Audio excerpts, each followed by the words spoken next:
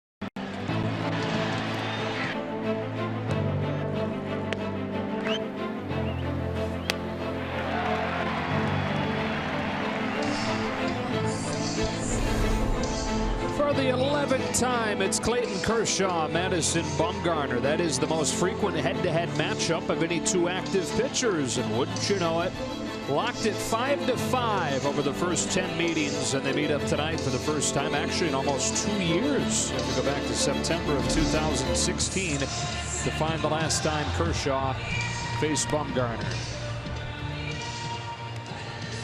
It is good to be back at Dodger Stadium after that 6-game road trip where the Dodgers split in Oakland.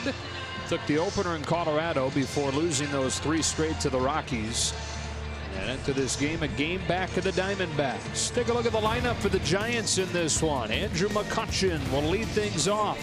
Chase Darno has bounced around the majors the last few years. He's a Giant now and starting at second with Posey doing the catching out of the 3 spot. It's Longoria at third. Still no Brandon Belt. He's out at least another day with an injury, so Austin Slater starts there. Crawford, the all-star, at short.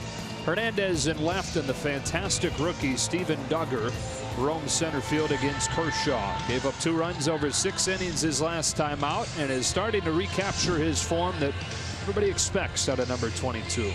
Yeah, he has been really good for his last 7 starts, and maybe not striking out as many people as we're used to, but those at bats are not turning into hits. They're turning into ground balls. And so the slider right now has not been quite as devastating for the swing and miss, but he's hitting some very good locations with it, and the hitters are hitting the top of the ball, get some nice ground outs. He's on a roll, just a little different style.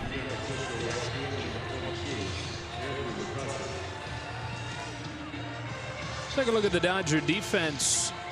Brought to you by Keck Medicine of USC, and Clayton Kershaw can take comfort in knowing that he's got Brian Dozier playing second base behind him. How good was he in Denver defensively? Saw some diving plays where just the glove was used to flip the ball to Machado. He saved some runs. It was really special to watch. So we are all set as McCutchen climbs in. Kershaw winds, and off we go with a fastball low.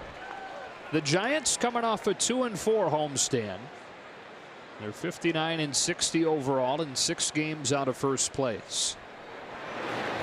McCutchen with a hard hit base hit through a shifted left side of the infield to open the ninth. Second baseman number 2, Chase Darno. Andrew McCutchen hitting .255, but a lot of people around the Giants say he hits a lot of balls like this every night and has been hitting in bad luck. They think he should be hitting about .280. Leadoff man on. Here's Chase Darno.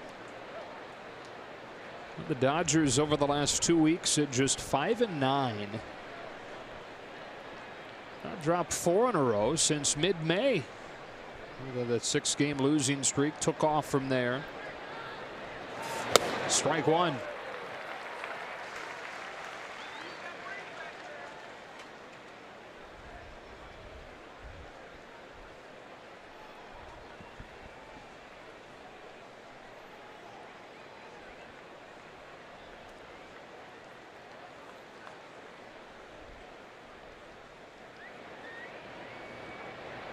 Here comes Kershaw's 0-1, and it's flipped foul, 0-2. Several new faces in this Giants lineup from when these teams played so many times over the first month. 3 of the first 5 weekends of the year were against each other. But just 1 series since then. That was in June. Overall this year, the Giants 7 wins, the Dodgers 6 head-to-head. Only 6 games separating 4 teams with 43 games to go. The Giants really feeling like they're still in it. But when you're the 4th team with 43 games to go and you're 6th back, you have to really get hot, because there's going to be somebody in the group of the other 3 they're going to be pretty solid and consistent overall. So you're going to have to beat somebody by about probably at least 10 or 11 games over a stretch to really start to get in the race.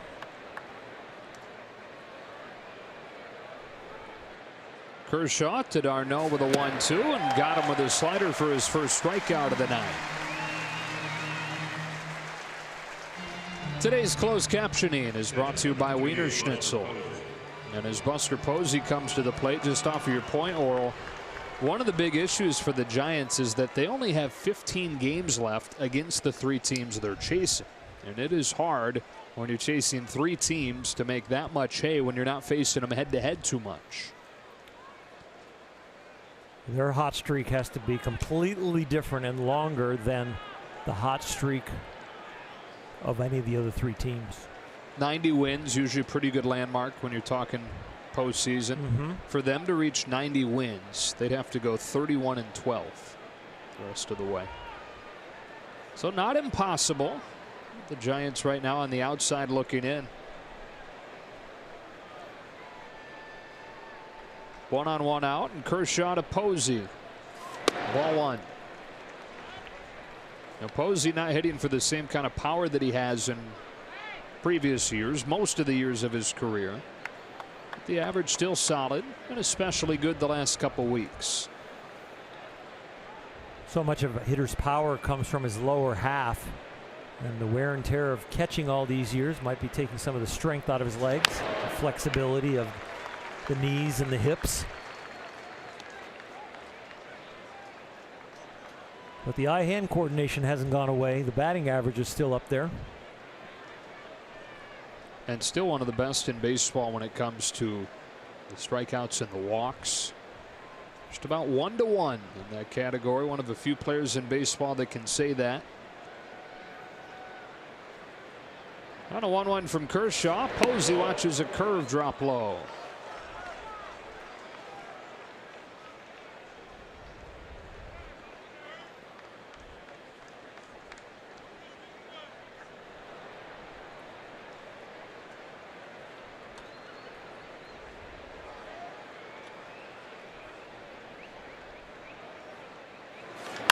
Bounced up the middle for Dozier. He'll step on the bag and fire for a double play. Kershaw faces the minimum in the first inning, and Madison Bumgarner takes the mound when you come back.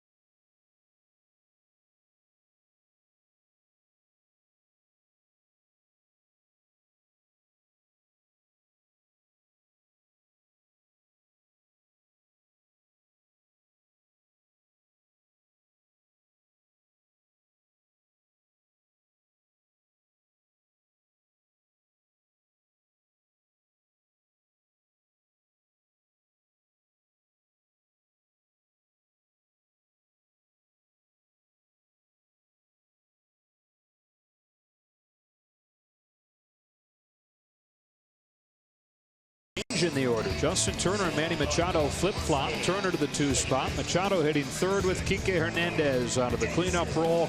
Taylor's 5th. Puig is 6th. Bellinger and Barnes round things out against a 29-year-old left-hander Madison Bumgarner, who missed the first 2 months of this season after he broke his pitching hand on a comebacker near the end of spring training. Came back in early June. You said it perfectly. He has stabilized this staff. That .269 earned run average, that's the best of his career. He's doing it with a different style, like Clayton Kershaw. A lot more breaking balls, and it's become a curved ball, and he calls it a cutter. Some chart it as a cutter, but it sure breaks like a slider. So his breaking stuff for me has been very effective, and it's gotten him more strikeouts and a lower ERA. Brian Dozier, the man that'll greet him.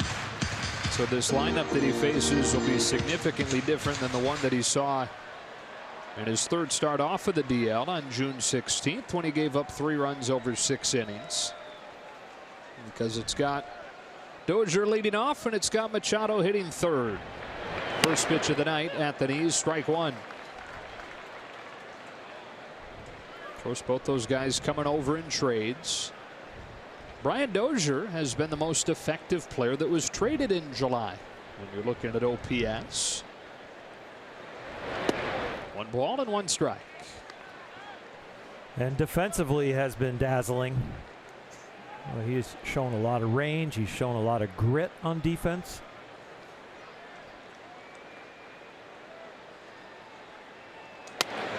One and 2. And in the base running, I mean, you look at yesterday, he gets on with a leadoff hit. Tags and takes second on a sacrifice fly to right field.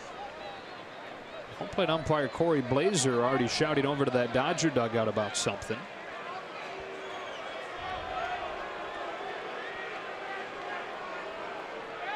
Looks like Chase Utley's part of it.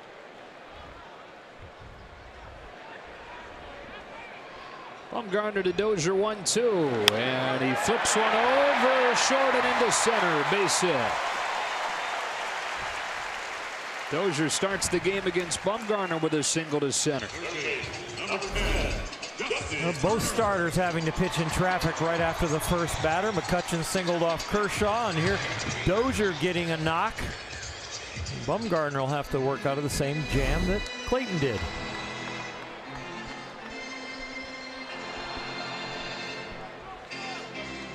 Here's Turner.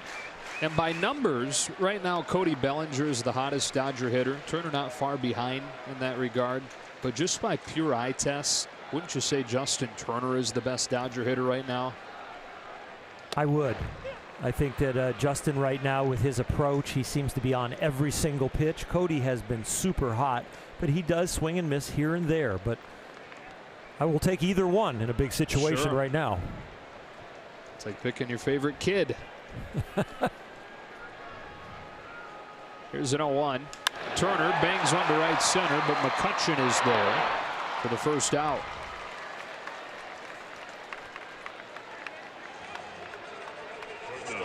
We're seeing that more and more often with Justin Turner hitting the ball on the line to right field, which is a great spray pattern for him. With one away here in a scoreless first inning, Manny Machado comes up. And the strikeout rate that you see there in yellow, that's been the biggest concern lately.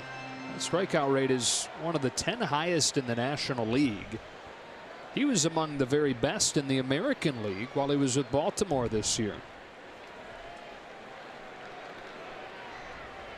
On the first pitch from Bumgarner, he takes it inside, ball 1. A lot of early work today with Turner Ward. He and Matt Kemp both out there for a long time, about 45 minutes prior to batting practice. The whole message from Turner Ward was just slow everything down.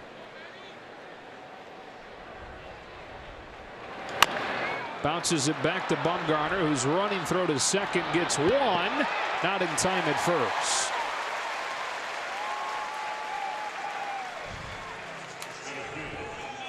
So a 2-away in the first inning. Kike Hernandez comes up and steps into our Land Rover Performance Spotlight. There is a reason that he's batting cleanup in this one. He has owned Madison Bumgarner. For some reason, he sees him well. That happens in baseball. Hitters all of a sudden see a certain pitcher really well and have tremendous success. Sometimes the pitcher is on the other foot, but with this combo, it's Kike who has won the battle.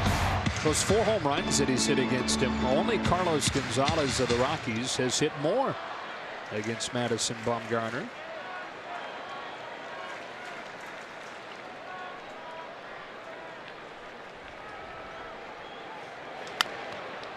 Bounces the first pitch foul.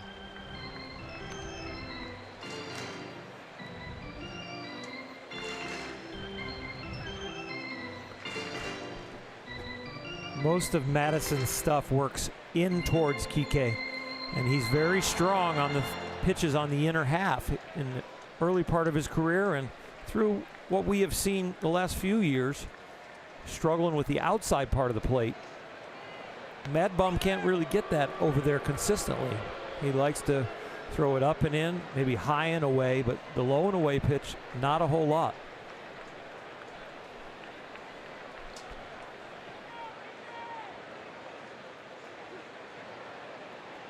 His 0-1. Misses badly. 1 ball, 1 strike.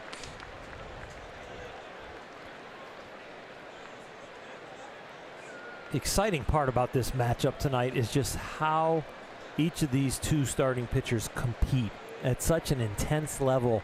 It's just fun to watch them go toe to toe because there's no stop in the action as far as intensity. Even when they face each other and they're hitting. I mean, Mad Bum's 4 for 20 off of Kershaw with 2 home runs. Yeah. Kershaw's hitting like 143 off of him and grinds out every at bat. You have the confrontation of facing the opposing lineups, and then you got that confrontation and that pride when they step in the batter's box.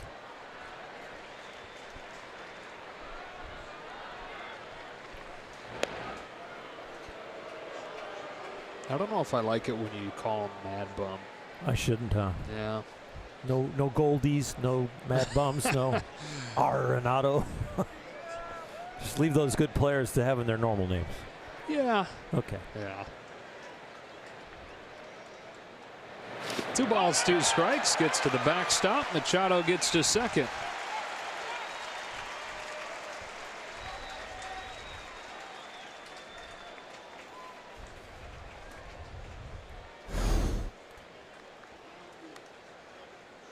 Goes right through the wickets. Buster Posey didn't get the glove all the way down, but it still got graded a wild pitch for Madison Bumgarner. Nailed it. Just, you know, for so a many, giant. I know, but Yeah. so many syllables. It is a lot, yeah. It didn't do us any favors on that. I guess his parents probably chose his name. It's in the dirt, full count. You don't want me to shorten it to Maddie. I probably would be more okay with that than Madison would. Okay. All right.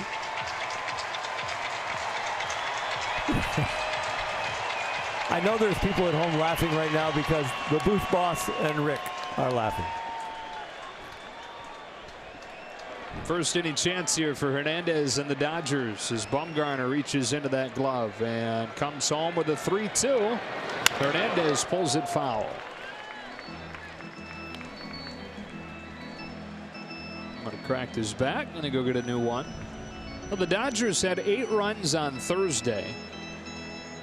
Looking like you should at Coors Field, like you often do. But 8 runs total over the next 3 games. They have hitters that are hot and hitters that are really cold, and they haven't found that consistent effort up and down the lineup. It shows with their production with runners in scoring position. It also shows that they win a lot when they hit home runs. Yeah, they had 5 of them in that series opening win. 7th pitch of the at-bat. Hernandez hits it hard, smothered at second by Darno. Inning over. Pretty similar first innings for Kershaw and Bumgarner. Leadoff hits, no damage.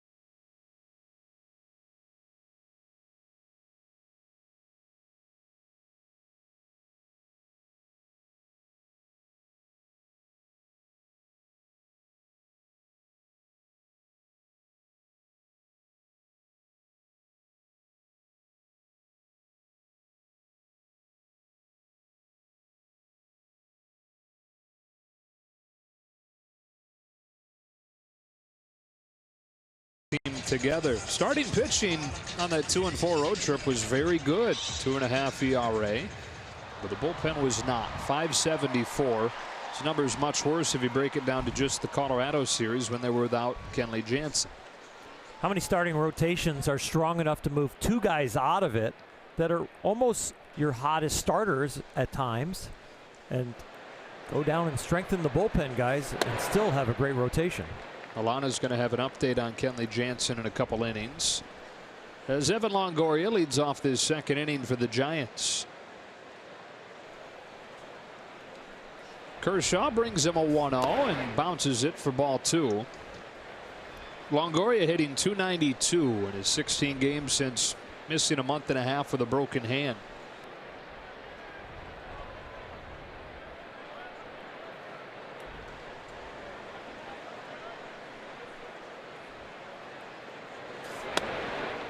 Three and 0.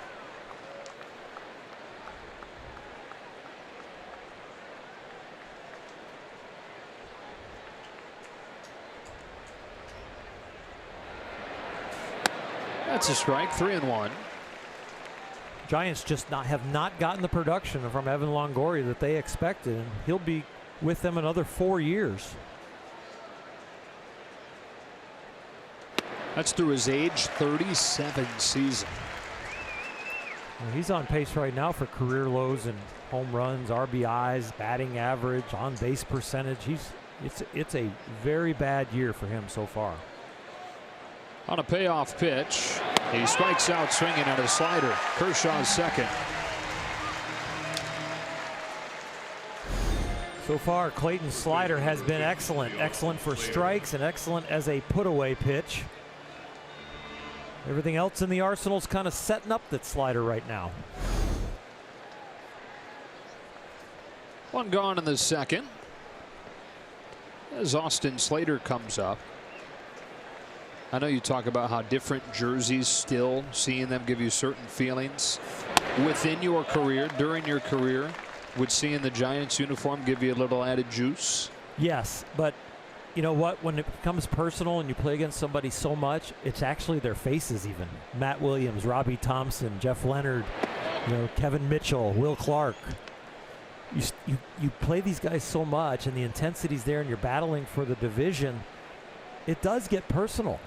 You respect the other side, but it gets personal that there's a little bit more juice. Well, for Kershaw, 2 of his first 3 starts came against the Giants. Gave up 1 run over 6 innings on opening day and the panic home run, and a 1 run over 7 innings a couple of starts later. 2-2 on Slater. 43rd start in his career against San Francisco, and he's got a 1.60 ERA.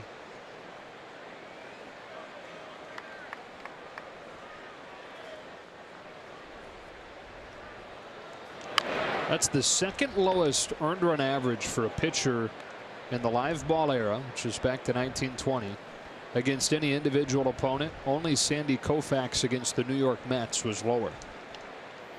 And how can you have a 1.6 and get 10 losses? That's hard to do. But you know what? Both are pitchers' parks. And so they're low-scoring games. Slater able to put it in play, but an easy play for Bellinger. 2 up and 2 down in the second.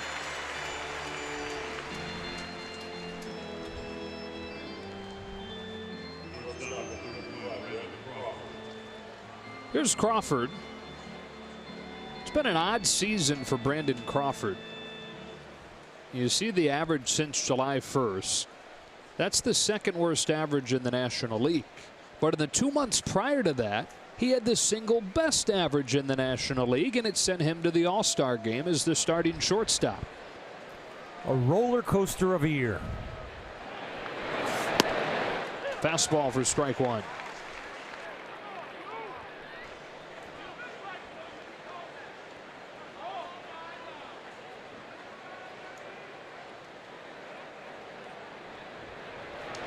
Kershaw quickly ahead of him 0-2. Crawford 31. Said that the trip to the All-Star game, which was his second, was probably even more special than the first one. He started it, had his whole family there. including a new addition. Just had a son a few weeks before that. He's seeing his wife's 4th child. Also had his brother-in-law at the All-Star game, pitching in the All-Star game. Garrett Cole married Brandon's sister.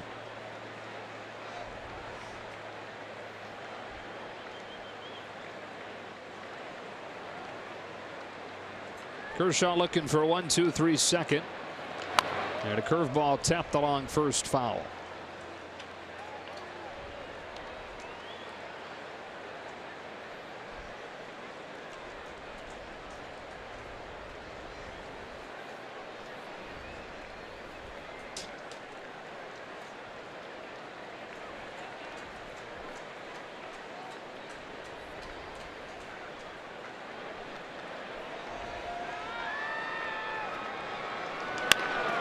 Bounces one to Machado at short, and just a little flick of the wrist to send that thing flying across to finish a 1-2-3 second for Kershaw.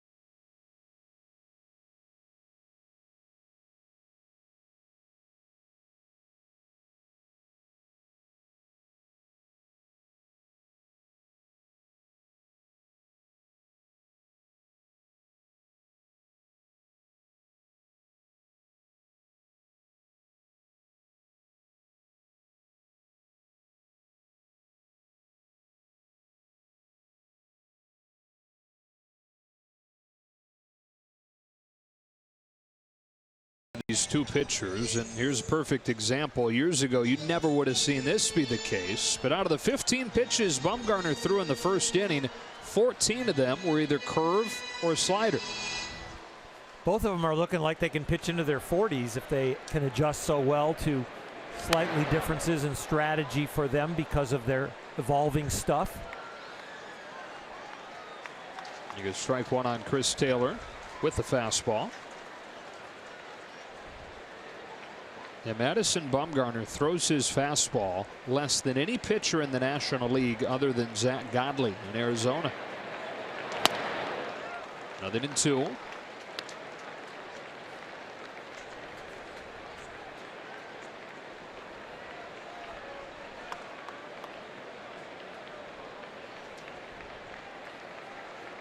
Hickory, North Carolina native in his 8th full major league season. Debuted with a few games in 2009. Of course, 2010 he was key during the World Series run, and first opening day roster the year after that. 0-2. A little bit low.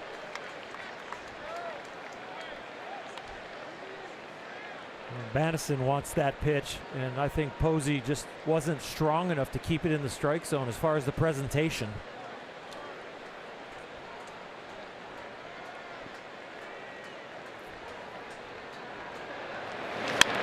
Ground ball to Crawford. A little bit of a juggle and not going to get him. Taylor runs well enough where it costs Crawford. Not as much a juggle as it was just a hesitation. The leadoff man on. And it goes to the backhand side. You see the heel of his right foot kind of slip out from under him. He went to backhand and put pressure into that foot to get the throw. The foot gave way, and that was the hesitation that made Chris Taylor safe. And the three-time Gold Glover Brandon Crawford, part of the Giants defense, brought to you by Keck Medicine of USC. No score in the second as Yasiel Puig climbs in against Bumgarner.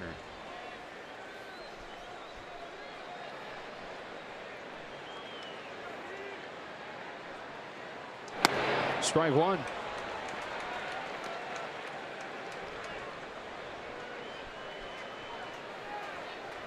Of course, it's no secret these two are not in each other's MySpace top 8s.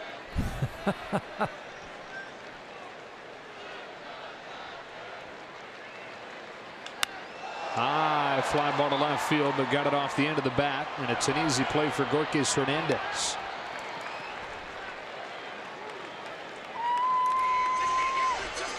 First baseman, number 35, Cody Bellinger. Yasiel with a mighty cut. Boy, he would have liked to have that pitch about 6 inches more inside, out off the end of the bat, a little closer to him, gets more barrel and probably a more powerful impact. 1 on 1 out. The lone left-handed hitting position player for the Dodgers against Bumgarner, Cody Bellinger. Hard to keep him out of the lineup right now.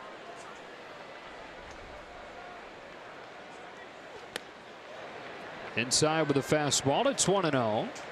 Last 10 games, Bellinger leading the National League, an average at 469 and an on-base percentage above 500.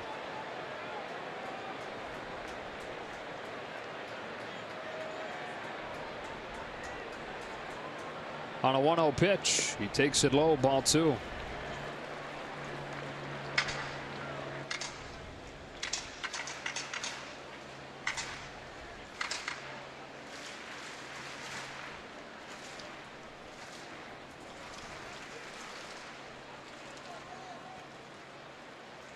On a 2-0. Bellinger pulls it sharply foul. He has been really good in August. He has been absolutely fantastic. The swing is shorter at times. It looks like it's got more purpose. And there's a much better balance to everything. And he has not lost an ounce of power. In fact, he's gained it back a little bit, right? He had just that 1 home run in July. Had a big home run in Colorado this weekend. And that word feel that we bring up so often, he's feeling good. Takes this one up and in, and that's been part of the development right there. As he's gotten this better feel, a big part of it is his ability, once he commits to swinging, not to have to go through with his swing.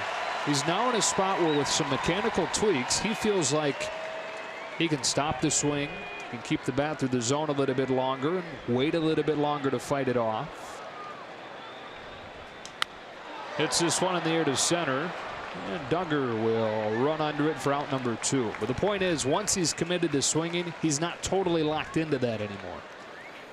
And I think then it has to be a more compact swing, because as the swing gets long, or the swing really accelerates and gets the early extension, it's really hard to stop. And it's really, that bat is on its course, and it's just going to take the course you started it on. But for him to be more compact and more balanced as you come into the swing, I think he really is in a place where he can disengage and say, swing, swing, swing, swing, no. Or swing, swing, swing, swing. Oh, the ball's changing on me, but I've still got some swing left for it. Here's Barnes with 2 out.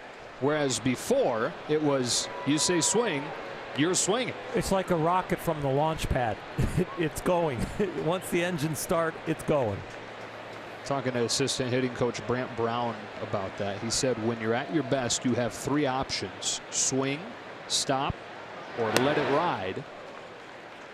And right now, Cody Bellinger has all 3 of those.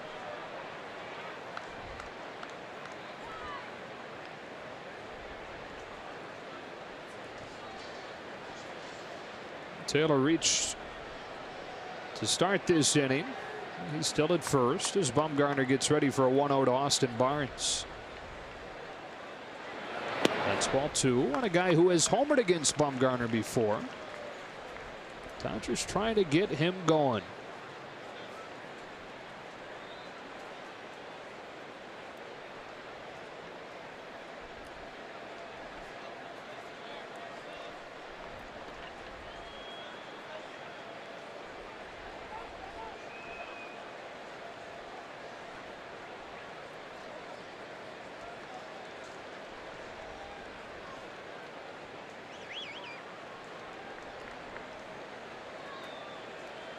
Here's a 2-0.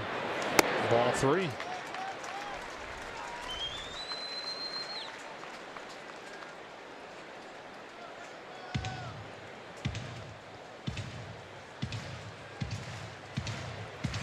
It sure is nice to be home. Coors Field is a beautiful place, but it is not blue heaven on earth. Especially not when the team's losing 1-run games each night. Yeah. 3-1. Those were hard games, and it was hard on the bullpen, but in some ways I want to give the bullpen a mulligan because it was in Coors Field. Any bullpen can get beat up a little bit there. It just, when they gave up the runs, it was late and it was hard to take. Full count.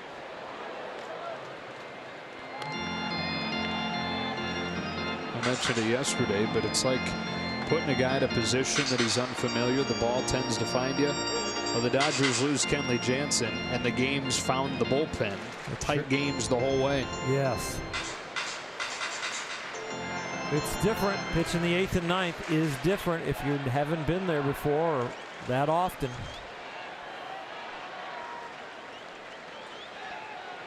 Taylor will take off with a pitch, and it's fouled.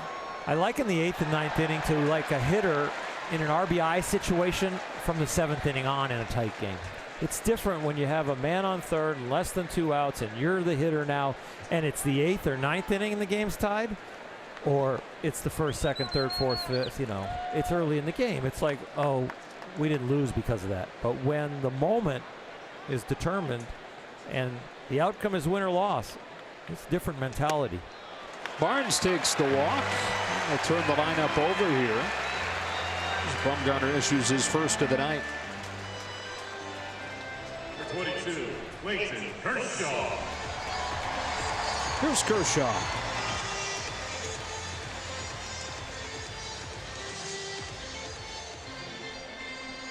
Talked about it before, but if you think this is just going up there and watching a few pitches and that's it, guess again, especially when they're facing each other. A lot of pride at stake. Takes one up, ball 1. Both work very hard at their hitting. They are not the typical pitchers that try and do just enough, maybe get good at bunting, develop a swing that they don't strike out with. These guys actually grind hitting.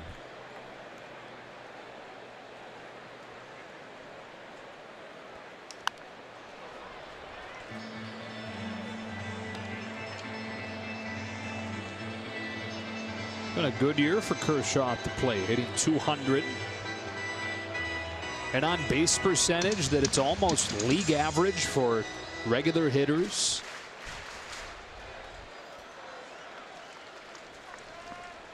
Taylor at second and Barnes at first.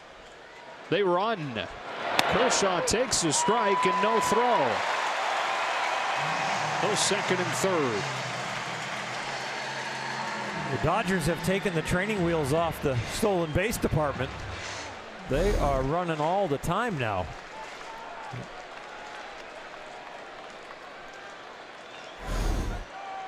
$12 for their last 12. Stolen base department. Actually lead the National League in steals this month. Kershaw went around and the inning is over. We go to the 3rd. No score in the series opener between the Dodgers and the Giants.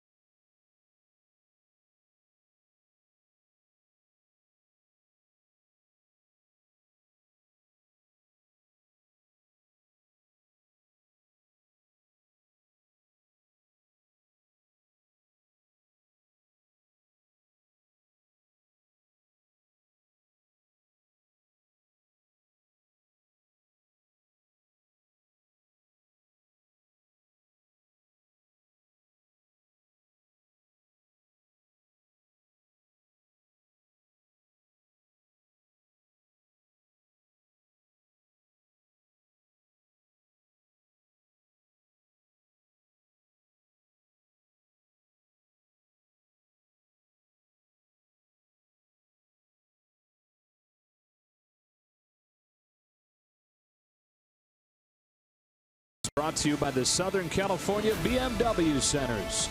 Hurry in today to the BMW Summer On Sales event for exceptional offers. Details at SoCalBMW.com. And by Carl's Jr. MLB.TV is now available at a lower price for $59.99. Watch every out-of-market regular season game, plus get a free subscription to MLB at Bat Premium. Blackout and other restrictions apply. Visit MLB.TV to take advantage of this special offer. To the third we go, no score. Joe, Oral, and Alana with you. Glad you're with us. Hope your week's off to a great start. Yours too. Although she seems confused. Dodger bow. Giant onesie. Dodger blue eyes. You gotta, that's the tiebreaker. That's awesome. Dorcas Hernandez to lead off the third for San Francisco. We'll talk about the Giants and the season they're having, where they're at right now, 6 games back. It's been a roller coaster season for Bruce Bochy's team.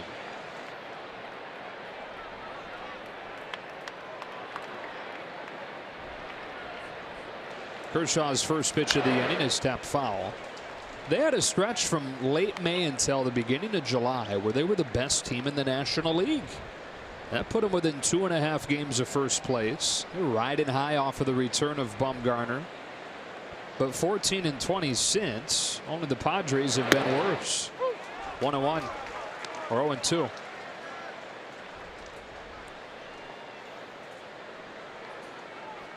Starting pitching has been good when it's Rodriguez or Bumgarner.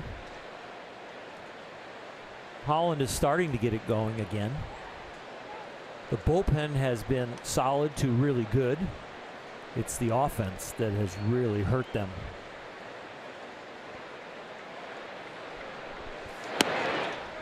Just misses 1-2. And like a lot of teams, they've dealt with significant injuries.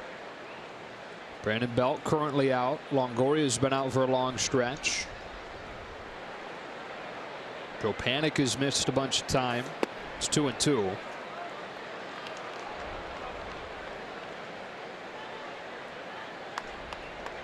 Even Pablo Sandoval, who had been contributing well, he was lost for the season with a hamstring injury. Chopper to short. Machado for the first out. Well, the two starting pitchers are both on a roll, not just tonight, but over 5 to 7 games each. And the offenses are both struggling, so this could be a squeaker.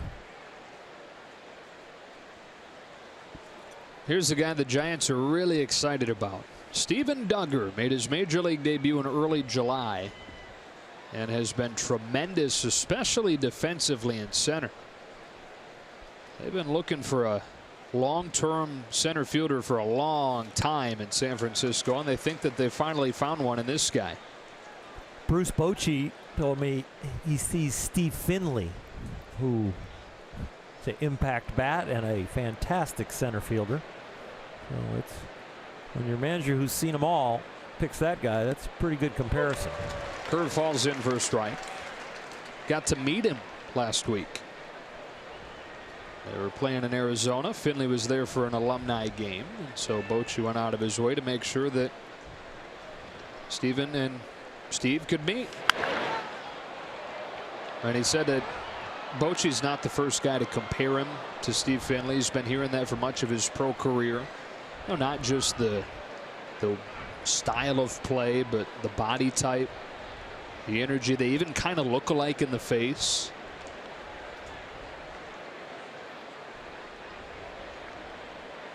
Oh, 2. Ball 1. Well, the first thing I think of when I think of Steve Finley, I think of a gamer, a guy who really grinds it out. And then I think of how amazing a center fielder he was, and he would sacrifice his body to make any catch. Knew the game inside and out. Ground ball up the middle. Dozier able to get there, but his throw is not in time. They get the fleet-footed Duggar. How many efforts like this are we going to see? This guy is a pleasure to watch play defense, and talk about sacrificing the body. His dives are some of the most aggressive I've seen, where he doesn't care if his chin's going to hit the ground. He doesn't care if his shoulder's going to be stretched out. He's finding a way to get to the ball.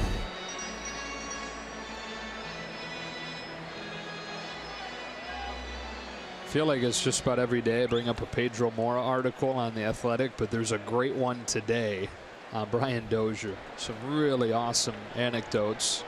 Pedro talked to his college coach, some of his coaches coming up to the minors.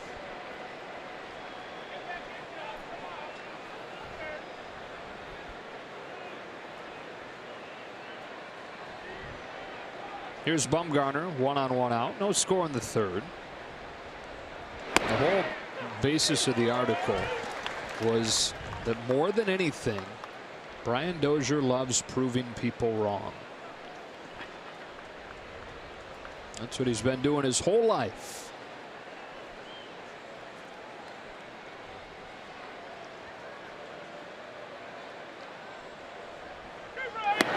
Out of Fulton, Mississippi. Nobody big ever came out of Fulton, Mississippi as far as a baseball product.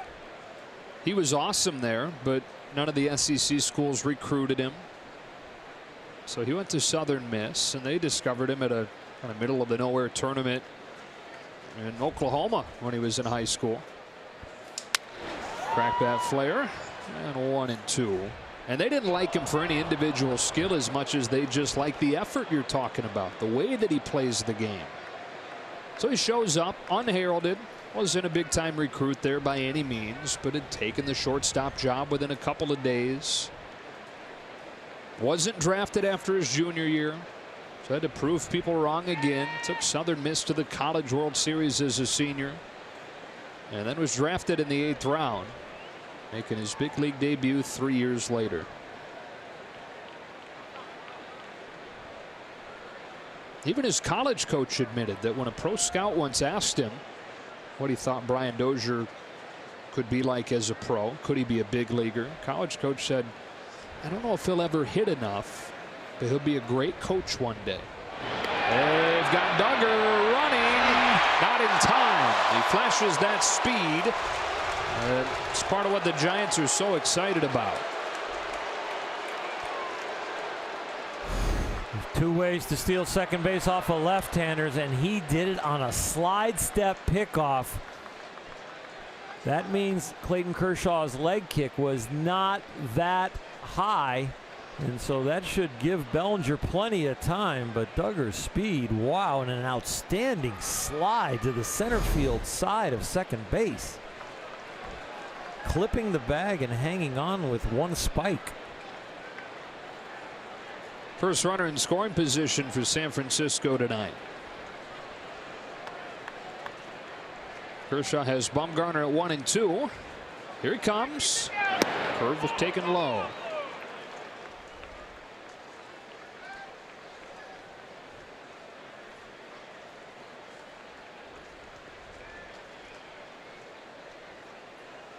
Two of those 17 home runs Bumgarner's hit came against Kershaw. Got him this time.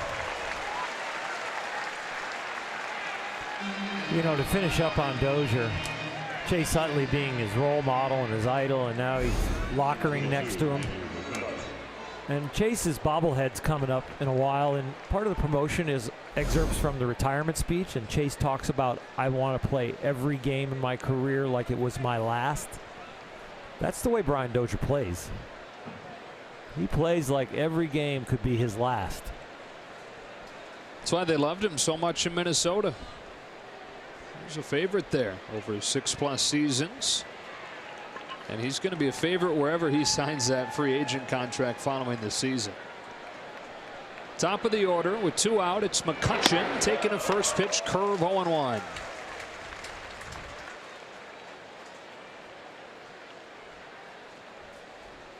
As one of the 2 Giants hits. Ripped one through the left side to open the game. With Duggar at second and 2 out, McCutcheon has fallen behind 0-2.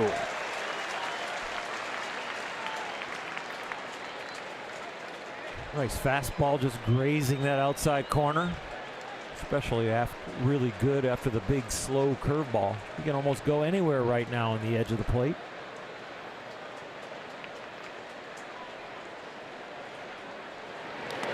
Buries one. Duggar headed for third, and he'll get there easily. He is fast. Gives him an element they've not had in a long time. I mean, I'm not talking about how easy it is to move up. Just to watch him run, the eye test and the jump he got, that was impressive. Look at the secondary lead, how he's so comfortable being that far from second base before the ball gets in the hitting area. He knows he can get back.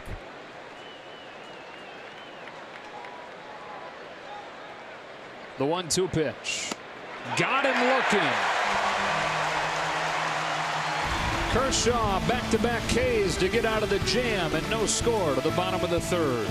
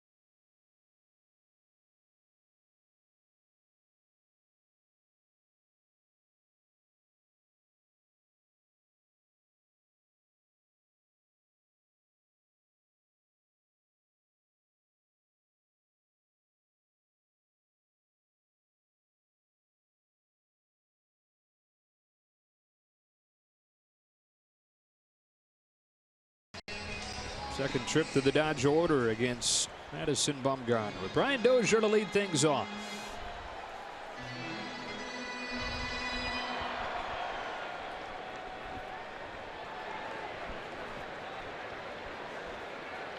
And Madison Bumgarner throws one that's bounced to third and thrown out by Longoria.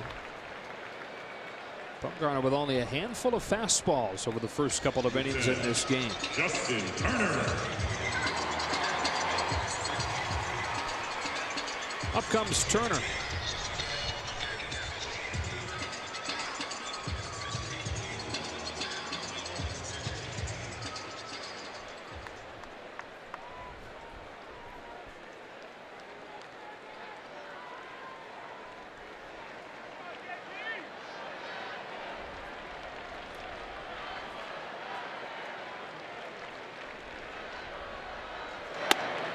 That's fastball. It's up 1-0.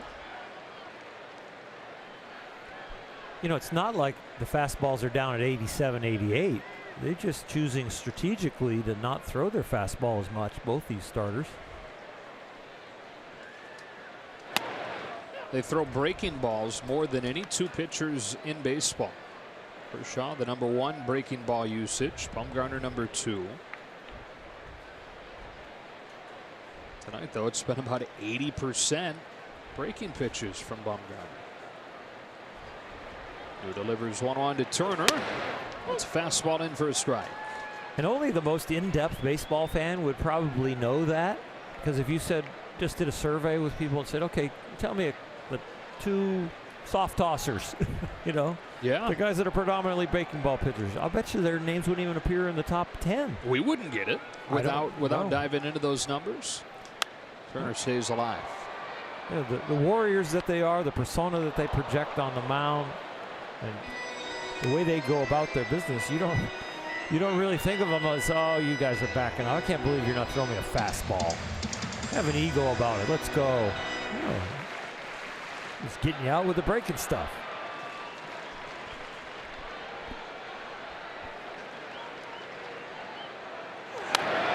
Challenged him there. Turner fouled it again.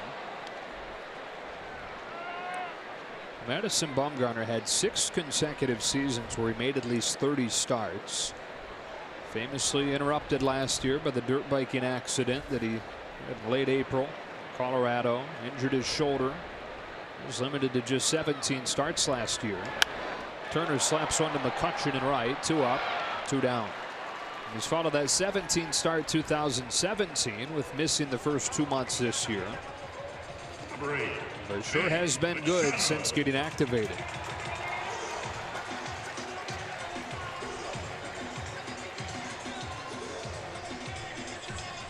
Here's Machado. Manny put it in play quickly his first time, but we're starting to talk about the early work that he and Turner Ward did, focusing on just kind of slowing everything down tonight. And the first thing you can slow down is your mind. It's not talking about like fidgeting, but you will see a calmer presence of the body in the box. But the first thing he has to slow down is, I want to hit, I got to hit, let's go, try and hit. You know, calm down the thoughts in the mind.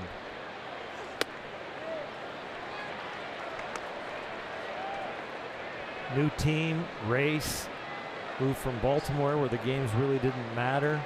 Free agent year. End of the season coming, looking at possible totals of your individual effort and the team. Ahead here 2-0. The end of the season, I used to look at the incentives in guys' contracts and know how to approach them in September and how to pitch to them. If they had an incentive for 30 home runs and they had 27. If they had an incentive for 100 RBIs and they had 92. And it's amazing because the guys are looking at it and there's another $200,000 out there if I get this many RBIs or if I get this many home runs. So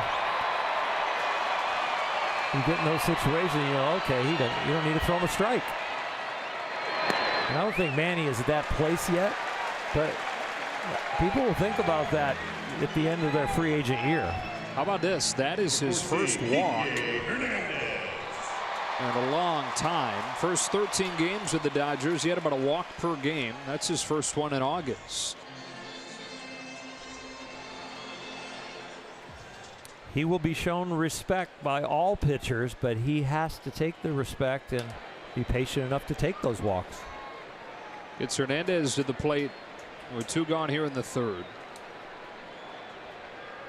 And it'd be funny to have the incentive page as part of today's thick scouting reports that guys can go through. You know, you got your heat maps, you got your spray charts, and then incentives. And I don't even think it takes incentives to do it. That puts it over the top. If a guy has 28 home runs and there's a week left, he's staring at, I want to get 30. If there's 10 days left and a guy's at 92 RBIs and there's a man on third and less than 2 outs and I'm pitching to him, I'm bouncing my breaking ball for a while until you prove me you're going to take the walk.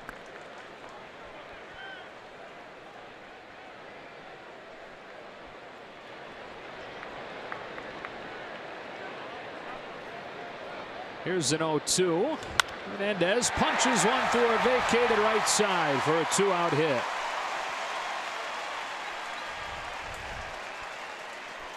The 2-out production so important as we take a look at Kike Hernandez, who's absolutely owned Madison Bumgarner over the course of his career. Yeah, he slaps this into right field. It's first and second, 2 out now for the Dodgers, but the Dodgers are looking to hit with runners in scoring position. So you got to get them there first, and even with 2 outs, it's another opportunity. And that opportunity belongs to Chris Taylor, who's 1 for 1 tonight. Infield single his first time.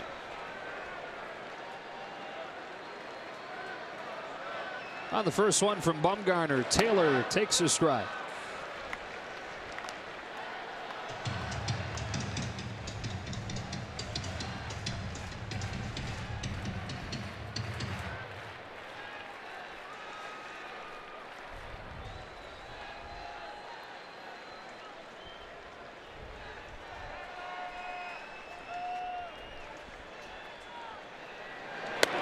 Taylor takes strike 2. Getting to the time of night for Madison Bumgarner, where teams have had some luck against him. Very good overall this year, but what damage has been done has come once he's reached this mark as far as the number of pitches that he's thrown.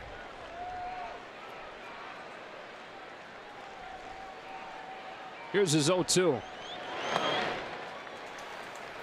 You know, breaking balls on some nights are sharp, some nights they're bigger, some nights they're a little slower. I wonder if the 50 pitch mark is not about fatigue or about reading the spin of his breaking stuff, and now you've had some reps against it, and so then they start to catch up.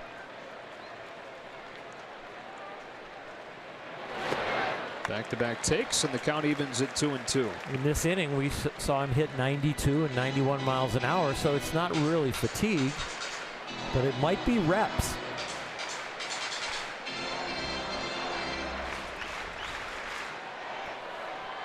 Machado with a walk, Hernandez with a single, both with 2 out. And after falling behind 0-2, it's now 2-2 on Chris Taylor. Here it comes, and Taylor strikes out swinging. The inning is over. We go to the 4th. No score.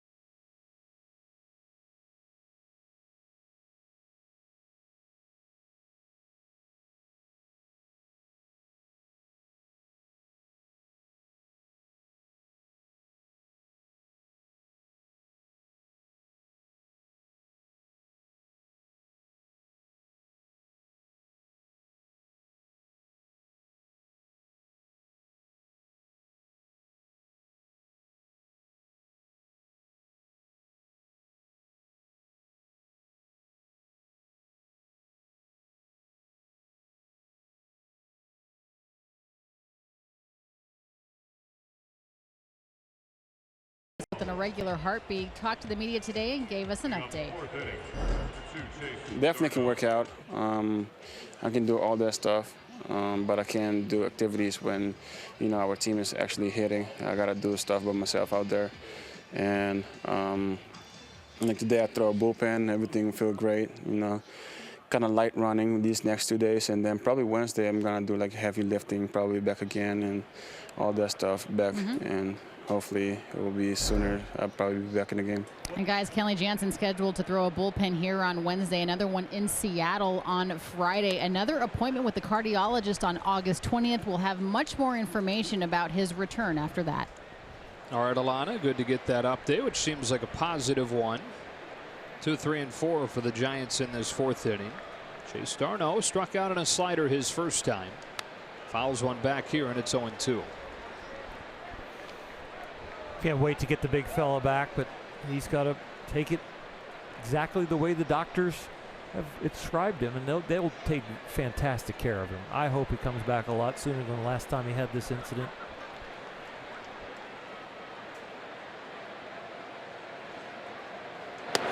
Got him through the back door. One gone.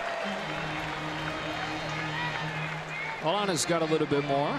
Guys, Kenley Jansen is on blood thinners, and typically the time frame when you're on that is 4 to 6 weeks before you can return. However, he does not think it is going to be that long. Dave Roberts acknowledging that it's not going to be that long either. However, they are very clear in saying that Kenley Jansen will not be back until the cardiologist says that it is okay. He can pretty much participate in baseball activities to a certain extent, and he can keep his arm in shape, but he's not coming back until his heart is healthy. All right. Buster Posey with one out. Fouls off the first Kershaw offering. And as if it's not enough going on for Kenley, he's got a baby on the way in a few weeks.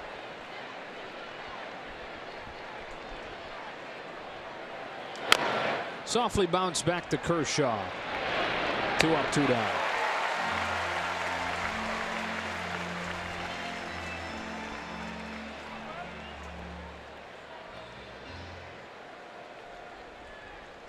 Here's Longoria.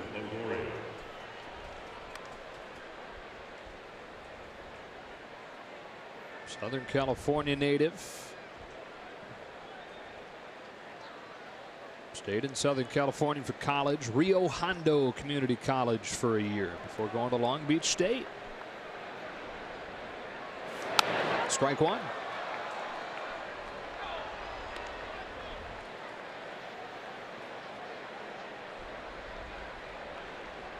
Got his start at St. Dominic Savio in Bellflower in a church league when he was 4 years old.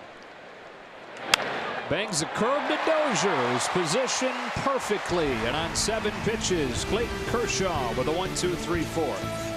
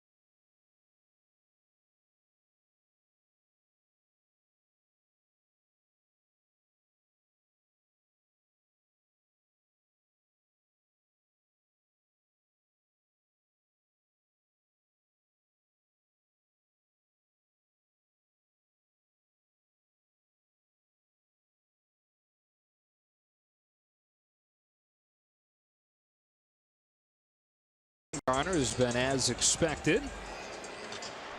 Puig, Bellinger, and Barnes coming up here in the 4th.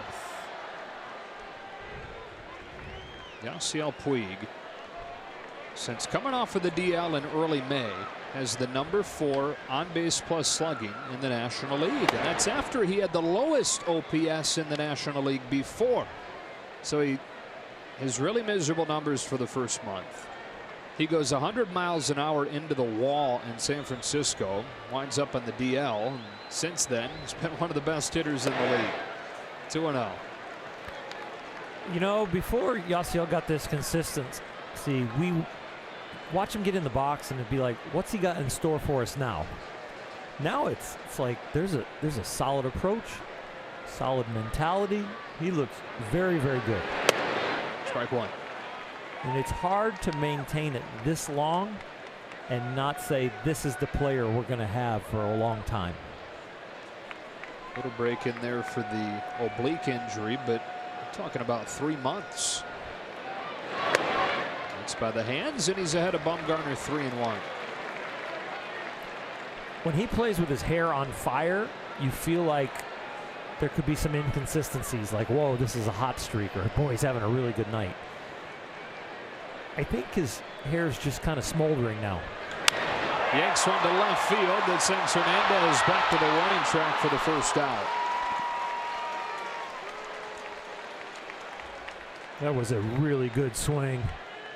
And he didn't get paid for it, but it makes you feel good that that's where you're at as far as your rhythm and your contact. It's looked easy the last few days to swing. Very efficient. Yeah, the less moving parts, everything seems to be in order. And I don't mean that he has cut down on his effort at all, but he plays with his hair on fire when it's the right time.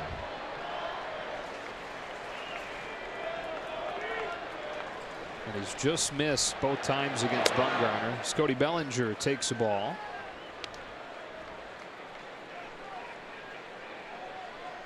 Fly to center his first time.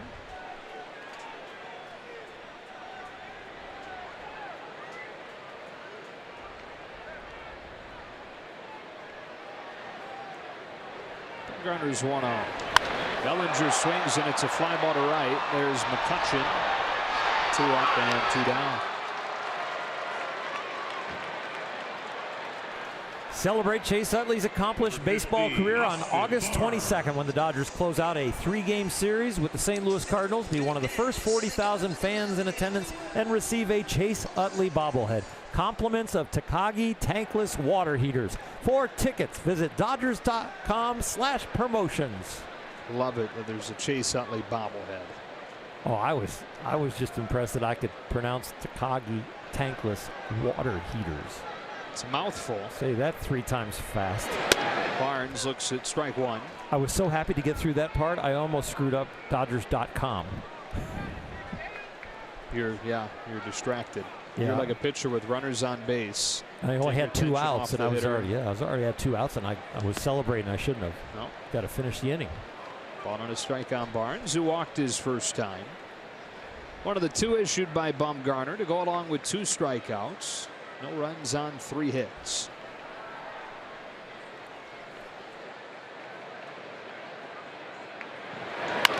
Smack to the left side, base hit Barnes.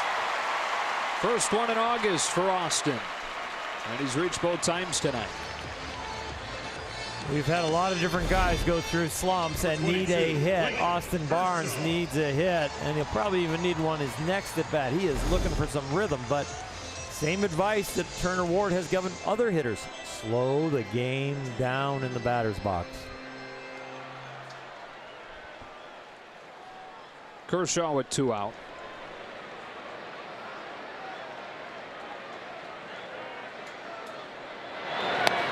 Strike 1.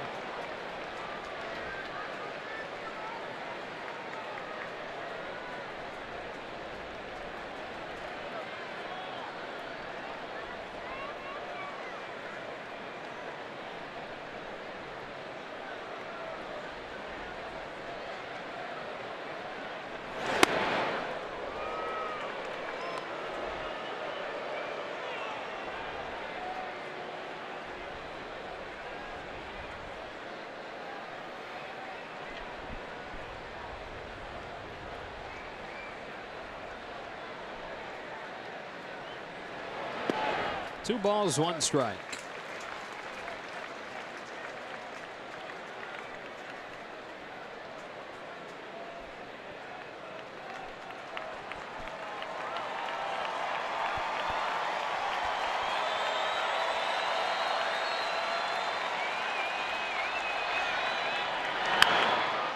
Carves out a pop-up.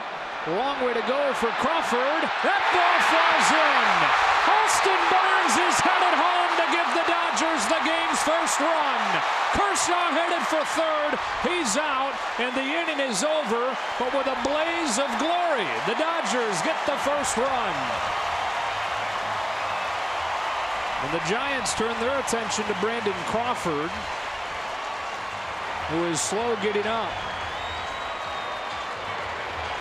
We'll take a look when we come back.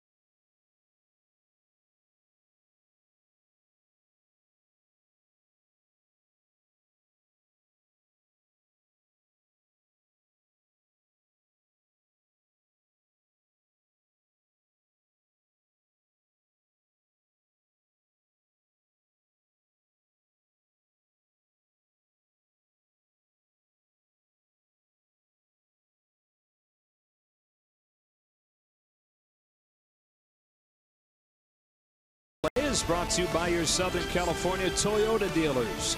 Get huge savings on a reliable new Camry at Toyota's National Clearance Event. And by Jack in the Box. Try something different like Jack's Teriyaki Bowls, only at Jack in the Box for a limited time. Brandon Crawford and Gorkis Hernandez with a collision out there that allows the first run to come in.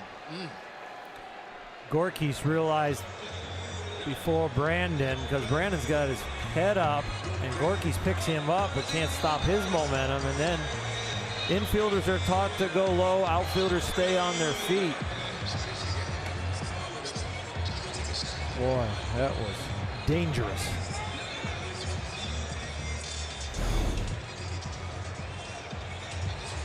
And it's good to see Brandon Crawford, at least for the time being, check out well enough to come out on deck.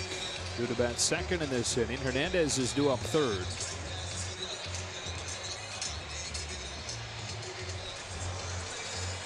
Clayton Kershaw with what is ruled a double.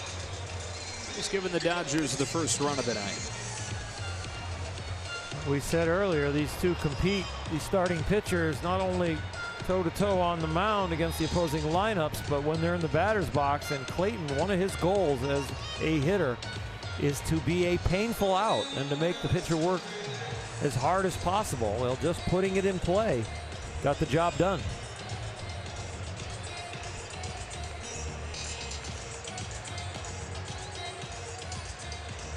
How perfect is it, by the way, that this is our matchup on International Left-Handers Day? It's a perfect matchup. Yeah. Dodgers versus left-handed starters this year, 24-18. Giants are 23-25. And it will be nothing but left-handed starters in the 3 games in this series. Austin Slater to lead things off for the Giants.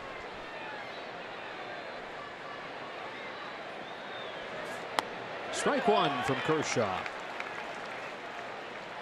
You know that about 10 to 12% of people are left-handed.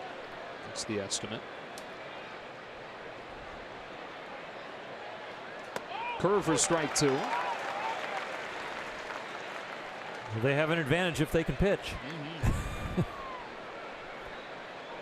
These two, over the last decade, 2 of the top 3 left-handers in the game. It goes Kershaw, Sale, and Bumgarner when it comes to earned run average. Now, throughout history, lefties and left has had a negative connotation. Even the word left comes from the Anglo-Saxon word lift, which means broken or weak. There are a lot of smart left-handers, though, through the years. There have been 8 left-handed presidents. Einstein was a lefty. Isaac Newton was a lefty. Benjamin Franklin was left-handed. Oprah, Brad Pitt, Justin Bieber, lefties. Strikeout for Kershaw to open the 5th. I used to think I wanted to be a rock and roll star. Now I just want to be a lefty.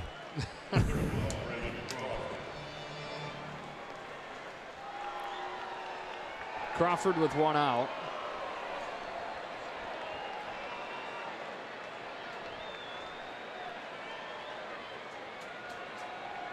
Grounded to short his first time.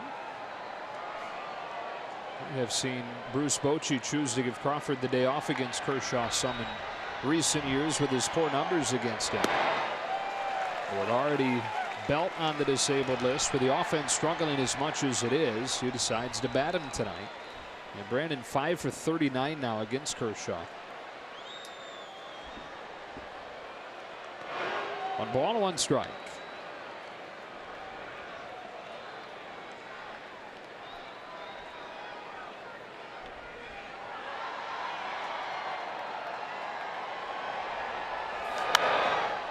Strike 2.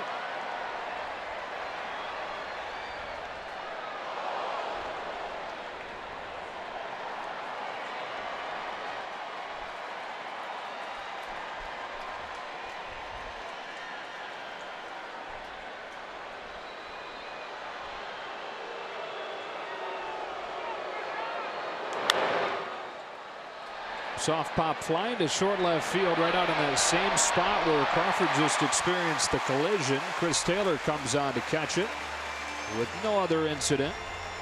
2 gone in the 5th.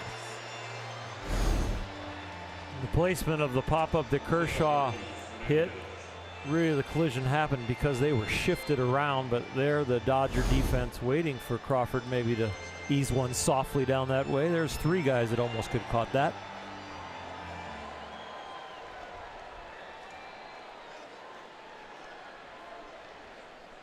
Dodgers 1, Giants nothing. 5th inning. Here's Gorkis Hernandez.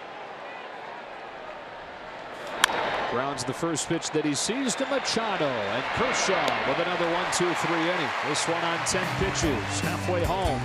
Dodgers 1, Giants nothing.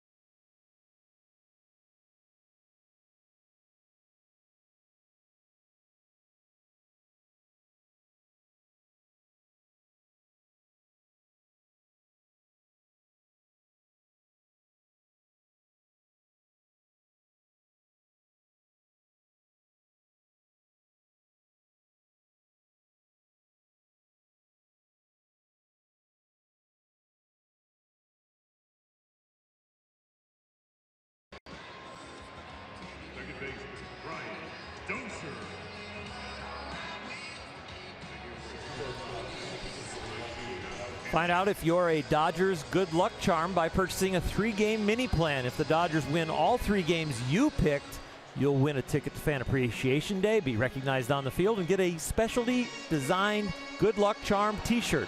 Visit Dodgers.com/mini plans.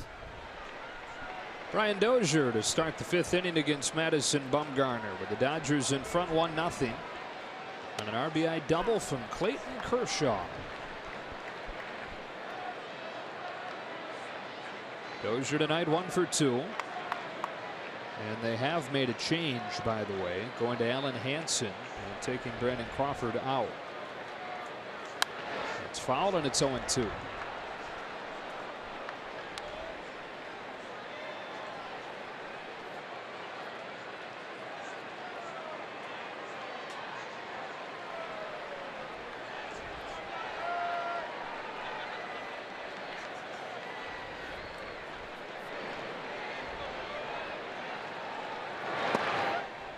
One and 2.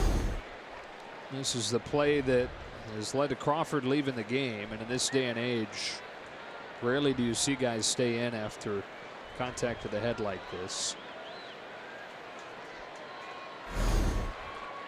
That left knee of Gorkis Hernandez, look, it got him right on the chin. Stiff neck, little whiplash. I hope he's okay.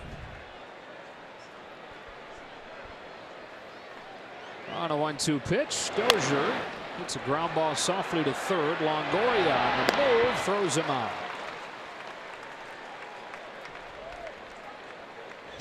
Evan Longoria's had a tough year at the plate, and he's had a tough year in the field for him, but that was a very nice play. His counterpart, Justin Turner, to the plate with 1 gone in the 5th inning.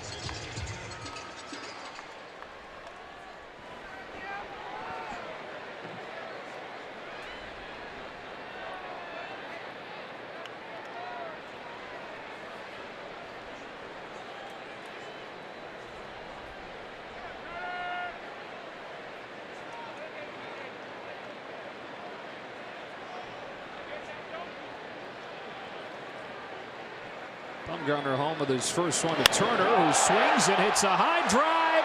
Forget about it. 2-0 Dodgers.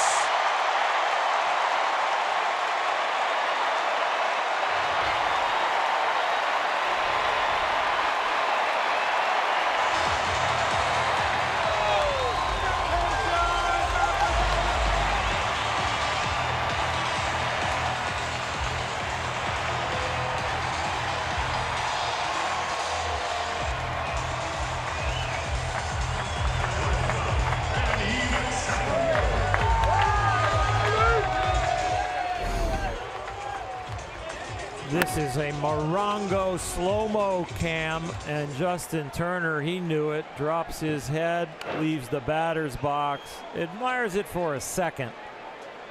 Oh, Yasiel's a fan right now. Majestic fly. Second here in August for Turner. And now Machado goes the other way with a fly ball that McCutcheon will put his glove to for out number 2. You had mentioned earlier that statistically Cody Bellinger is the hottest hitter on the Dodger team, but with the eye test, it might be Justin Turner. That was beautiful. Yeah, the swing right now looks what it looked like during the first half last year when he was hitting around 400.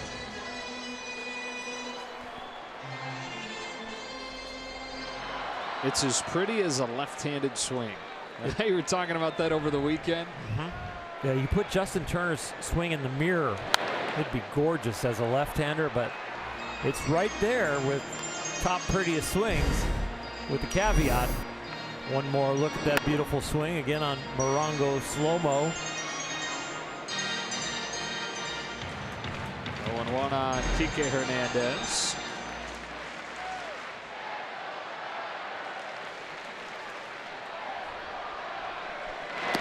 Ball 1. What is it about left-handed swings? I'm completely with you.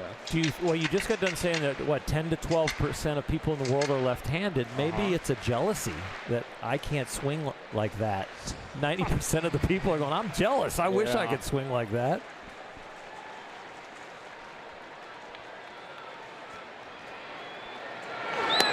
You know, there's a phobia of left-handers.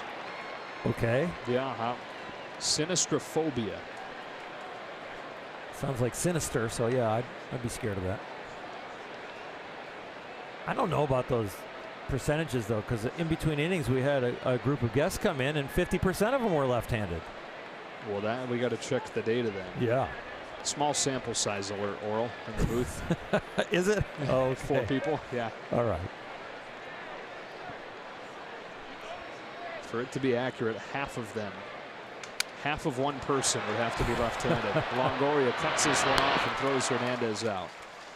Through with 5, Justin Turner has doubled the lead here in the 5th inning with home run number 7 of the season for JT. 2-0 to the 6th. Only half of you can be left-handed.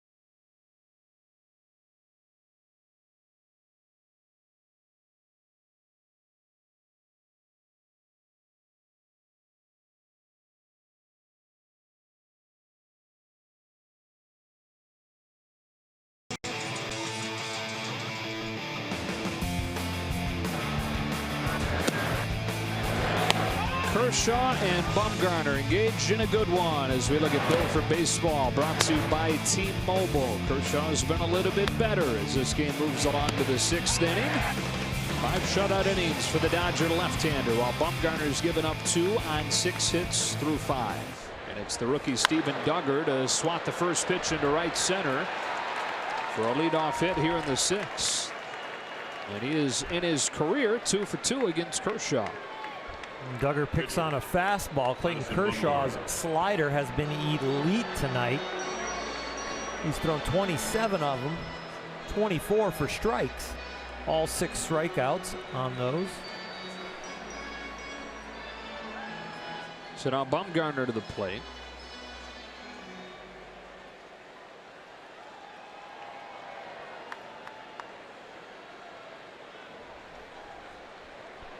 For most pitchers, this is very clearly a sacrifice situation. Bumgarner not most pitchers when it comes to hitting. Swings away and pulls one down the line past a diving Turner. He'll hold on with a single. Duggar goes to third, and that is why they let him swing away. Giants have him cornered with nobody out. Madison Bumgarner has a home run off of Clayton Kershaw every 10.5 at bats. So, of course, they're going to let him swing, and he's been a pinch hitter. And I'd say if he ever had to try out to be an everyday player, he might figure out a way to do it, a way he can hit. If they ever get DH in both leagues, he'd be a guy who'd probably be a little bit upset about that. I think fans would too, losing watching a pitcher like him hit. Here's McCutchen.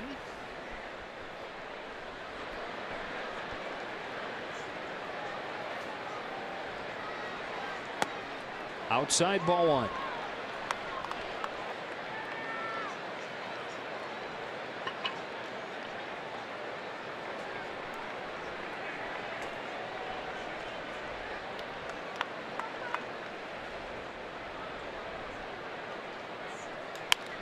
That's foul. A ball and a strike. We'll talk about Kershaw throwing more breaking pitches than any starter in baseball. McCutchen is one of the 5 worst hitters in baseball this year against off speed.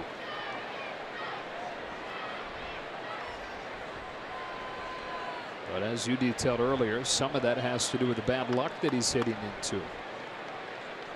2 out and nobody out in a 2-run game. He fouls it back 1 and 2. He's still in bad luck right now. 2 for his last 21 with 9 Ks. So for Clayton to get out of the jam, this is a good guy to have at the plate. Even though a lot of the numbers are among the worst that McCutchen's ever had, he's hitting it harder than he ever has. It just really doesn't add up. On a 1-2, taps it foul.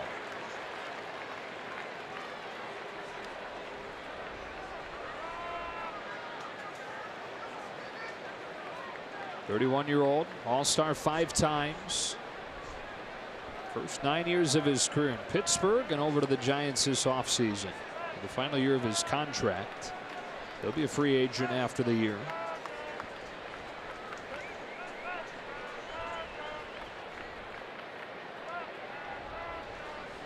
Another 1-2. Dips low, count evens.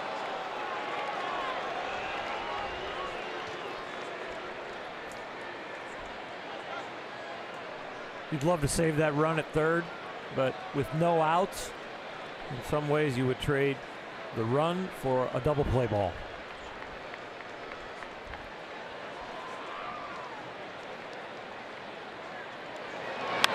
Curve down the line, foul. This is a guy in Andrew McCutchen who 4 consecutive seasons was top 5 in MVP voting. Won it in 2013.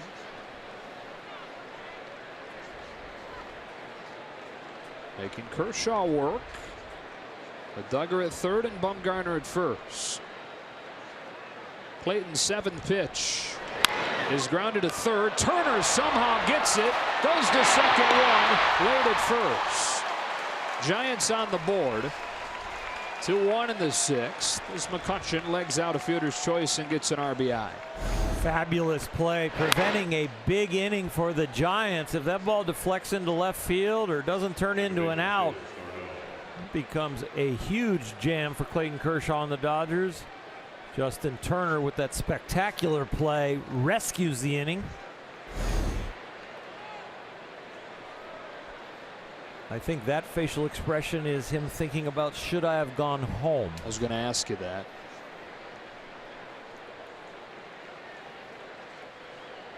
The thing that complicates it is how fast Duggar is.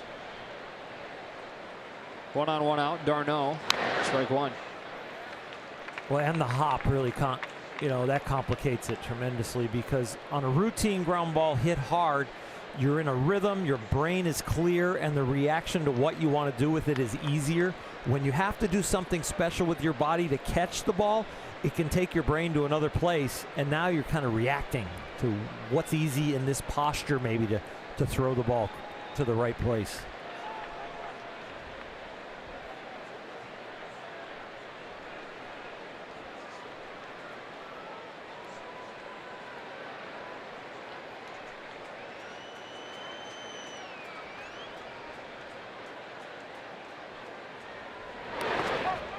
Barnes able to keep it around him and keep McCutcheon at first. Think about when you're startled, how clear your brain is compared to when you do something in the normal way but fast. I think that's what happens to fielders, to anybody, but especially athletes under pressure in that moment. There is a little bit of startle in there that maybe makes you default to the easiest thing at that moment, the least risky.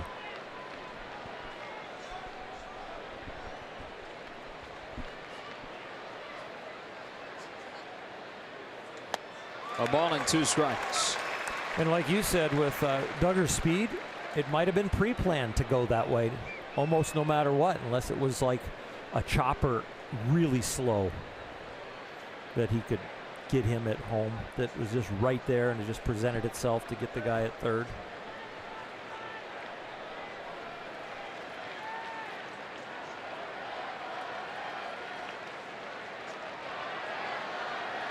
That's the 7th K for Kershaw after he had just one against Oakland last week.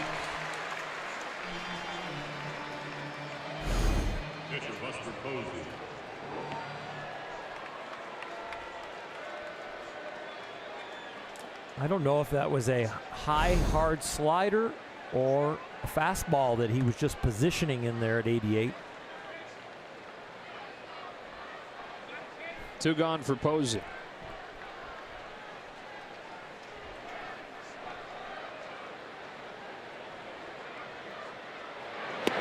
Ball 1. And the one strikeout that he had against Oakland, that was the first time in Kershaw's career that he'd gone at least 5 innings and struck out only 1. I heard Nomar talking about it during the pregame show. Kershaw doesn't care how he's getting the outs as long as he's putting up zeros, and for the most part he has lately.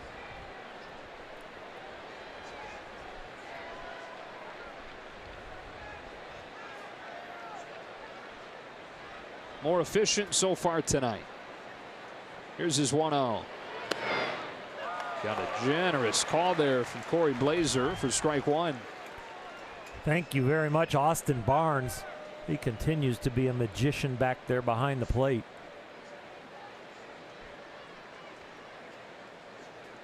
Grades out as one of the top 5 framers in baseball.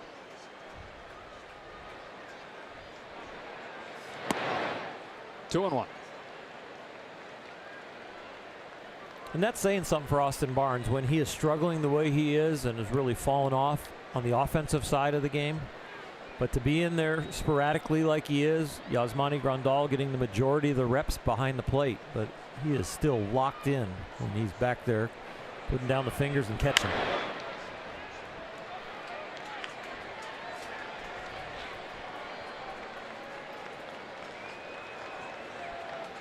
I can't tell you how much Clayton Kershaw and the whole pitching staff appreciates that.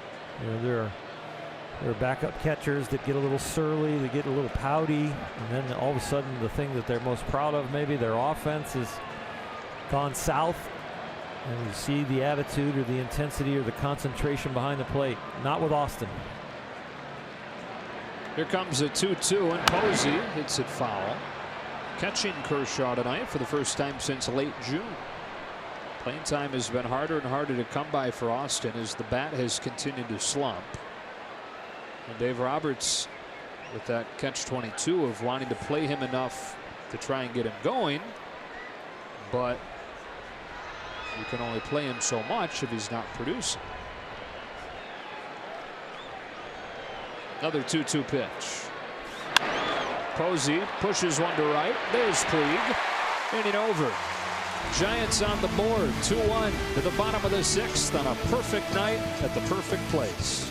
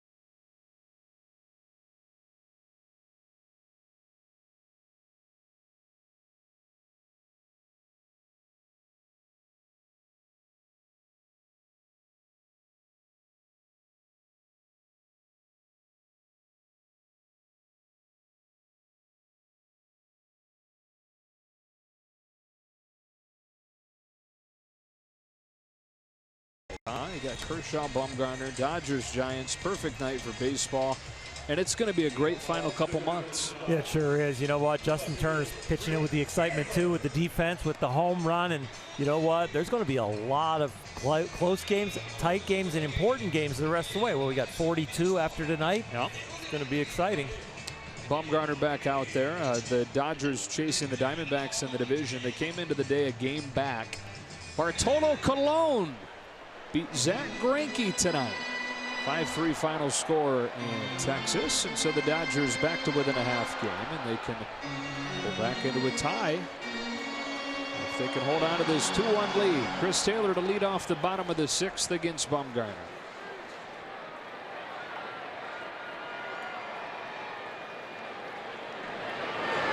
Strike one.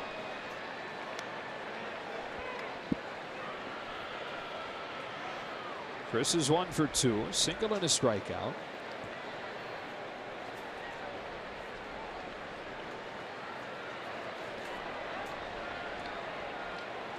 Bumgarner to the plate with the 0-1 and pops the mitt with strike 2. 29-year-old from Caldwell County, North Carolina. A noted outdoorsman. Very small town. It's Taylor for the second time tonight. The Bumgarners have lived in Caldwell County, North Carolina since the early 1900s. So many of them in that area. It's not just his immediate family. There are so many cousins and aunts and uncles that they call the area Bumtown. One of Madison's first purchases after signing with the Giants and getting that bonus was 100 acres of farmland in Bumtown, where he plans to build a house eventually.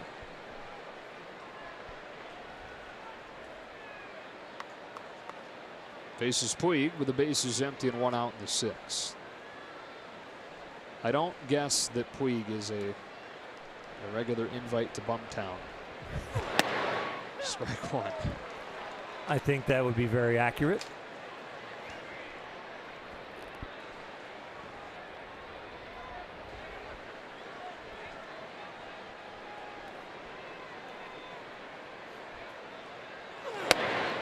Strike two.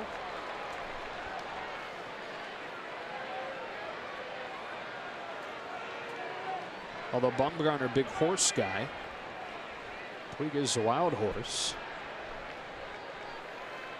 It's a match made in heaven. I see you working. Trying to make them friends. Trying to make Puig your friend, Bumgarner. You're going to need more than a hashtag to do that.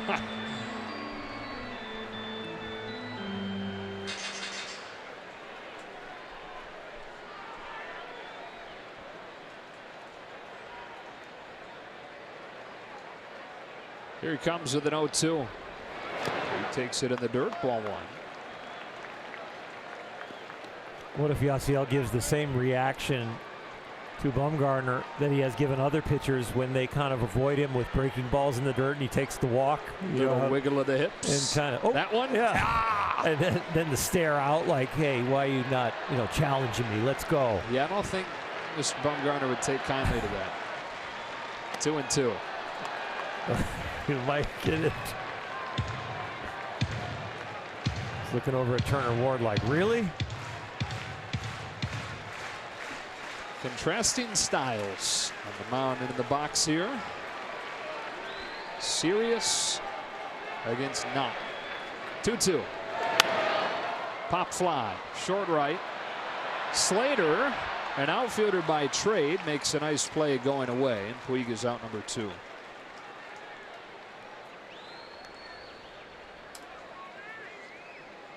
First baseman, Cody Bellinger. We had shown him a couple of slow breaking balls, really weren't that close, and then went up in the strike zone, got the pop up. Nice play.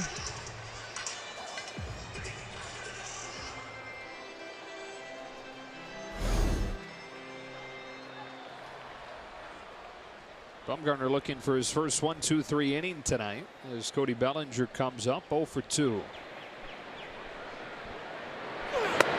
Strike one. You can hear Bumgarner grunting in his follow through. Did you hear the one pitch from Max Scherzer last night on Sunday Night Baseball and the grunt that came through there? You had to hear it. They played it like 3 or 4 times. Yeah. What a finish to that game, huh? David Bodie's grand slam. You'd think that'd be the knockout punch for the Nationals. Kind of feels like it, doesn't it? I'm sure outside the locker room it feels like it. In the locker room, I wonder if they're still believing in themselves.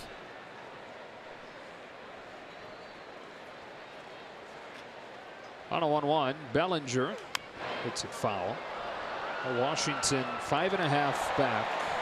Atlanta and Philadelphia tied for first coming into the night. So similar positioning to San Francisco,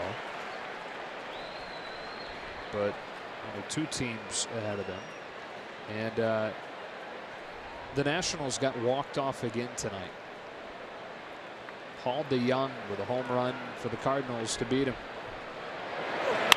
Bellinger muscles one over the shift and down for a 2-out hit. Thought about trying to test McCutchen. Instead, will retreat to the bag with a 2-out single. It's a good swing on the Volkswagen replay. And you know what? There was a little adjustment mid-swing on this pitch. He realizes he's going to get jammed, and he works really hard through the ball, getting the hands inside and pushing that ball off of him into right field. That's 7 hits for the Dodgers tonight. One of them belongs to this guy, Austin Barnes, who scored the first Dodger run back in the 4th.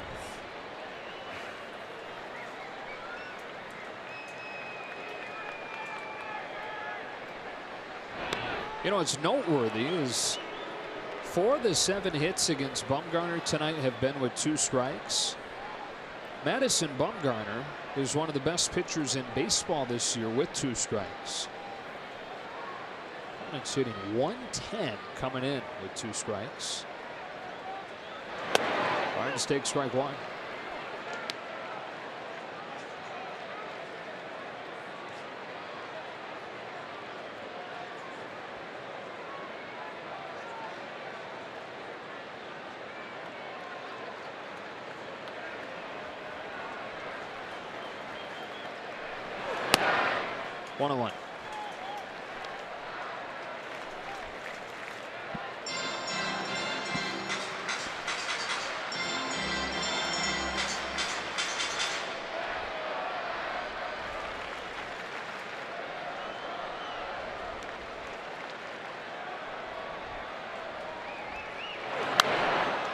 Strike two.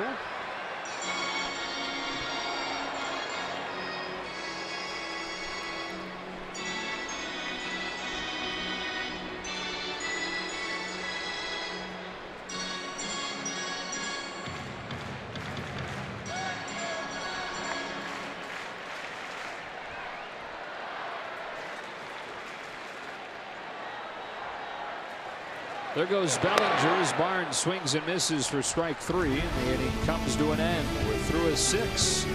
Kershaw against Bumgarner, 2-1.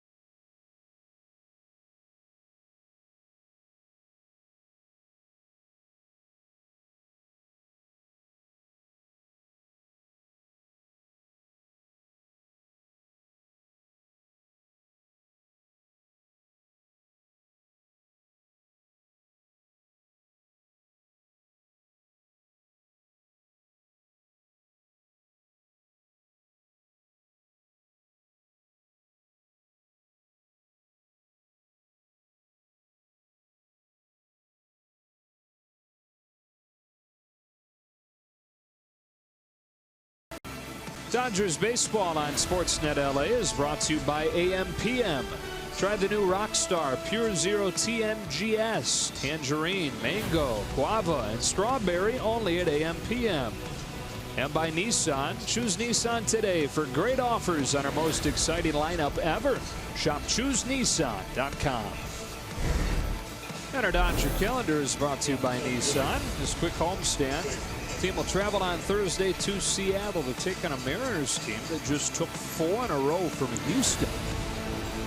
So many portions of the schedule this year have kind of fooled us when you looked from spring training and you project, okay, this could be a little easier road trip, this could be a little easier homestand, this is going to be a tough haul. Dodgers bumping up against some hot teams after this series. 2-1 game, 7th inning. Middle third of the order, Evan Longoria takes ball 1 from Kershaw. Hey, you look at the American League West with that 4-game sweep for Seattle. Oakland is now within 2.5 games of the Astros. The Mariners are within 4. 1-1. You're going to get the Yankees if you make the wild card. But anybody's got a shot in one game.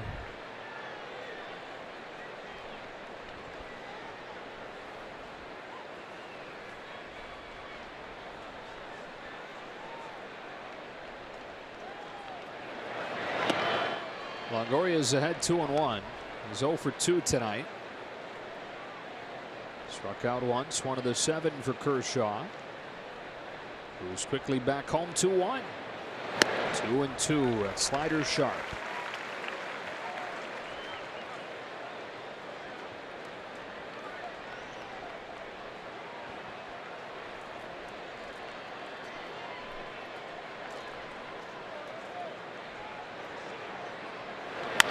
Got his hands in on that one. Turner got his glove to it. Good internal clock. Knows how much time he's got. 1 away in the 7th.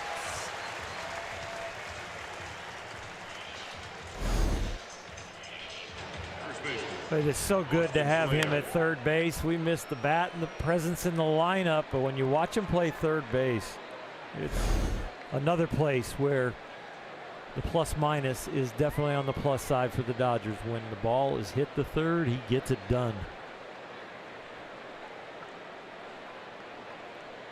And now the 5-hitter Austin Slater taking ball 1. Kershaw at 88 pitches. He's due to lead off the 7th.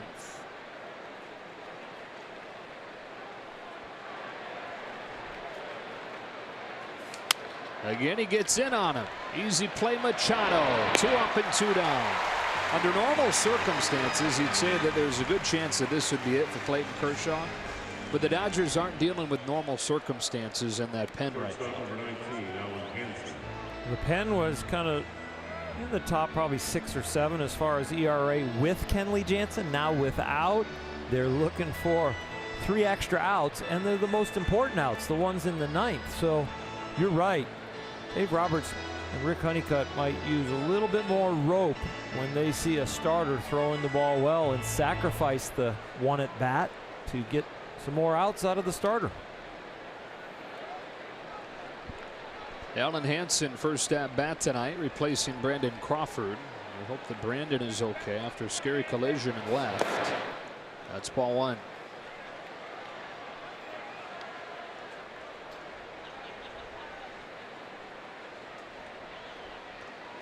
Kershaw's pitched into the 8th inning twice this season, once against San Francisco in his 3rd start of the year.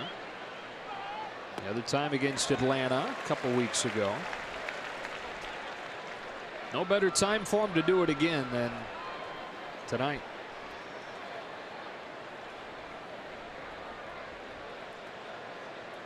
He lets the 1-1 fly, and Hansen rolls it softly left side. Machado charging, throwing. Bellinger digs it out, inning over. They're going to check this one. Hansen thinks he's safe. Go to the phone and see what the verdict is. A spectacular play, keeping his momentum, using all arm on that wrong foot throw. The velocity, amazing with that. And take a look. I think you got him. They did. No challenge. Stretch time. 2-1.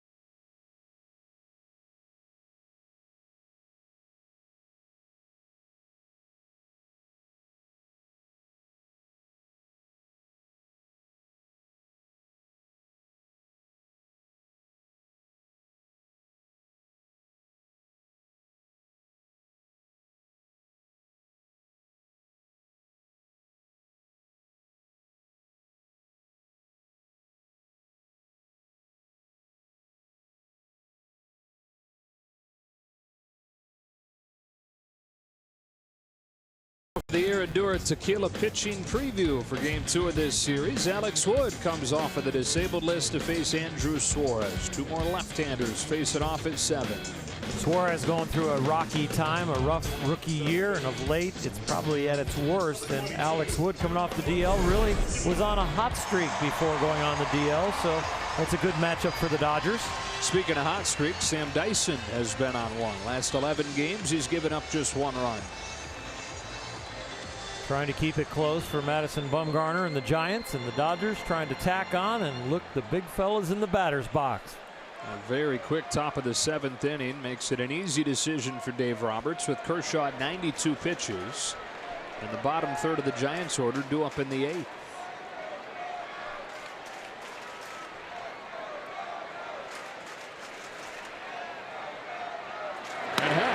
Half the offense tonight has come from Kershaw with his RBI double opening the scoring in the 4th. Yeah, he crushed that ball.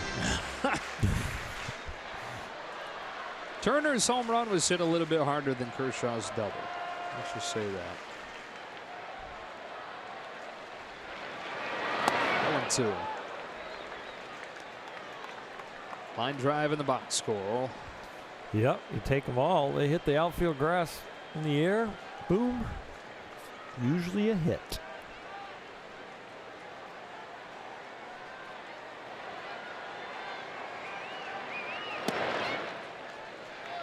One ball and 2 strikes. Clayton got a 2-strike approach right there. Spreads out. Doesn't stride. Just going to use the hip twist and the hands and the shoulders. Get rid of the leg kick. Little choke up. And he takes a fastball away, 2-2. He's a clubhouse leader. Is he sending a message?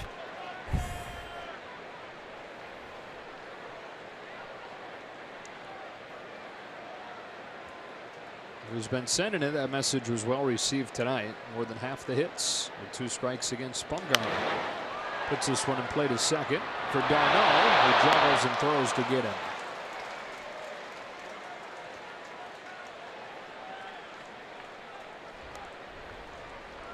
Second baseman number 6, Brian Dozier. Dodgers 2, Giants 1. And here's Brian Dozier.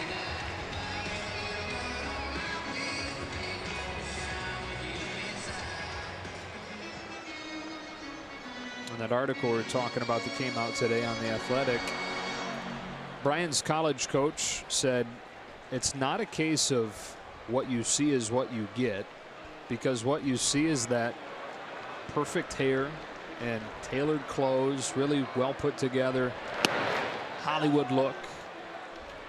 What you get is a down home Mississippi boy, and that's how he plays the game too.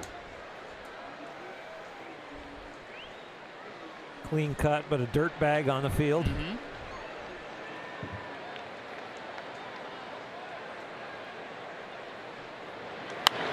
Behind Dyson, 0-2. It's a pretty good combo.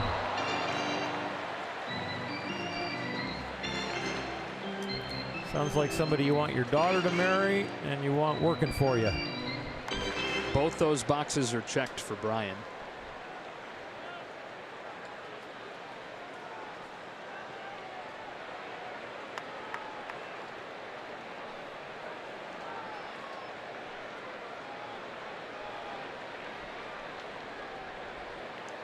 Renee checks off the first one.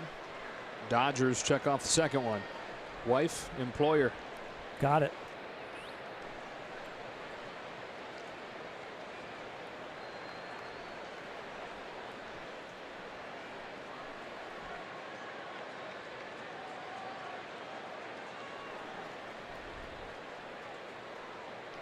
On a 1-2 pitch, Dozier pokes it foul.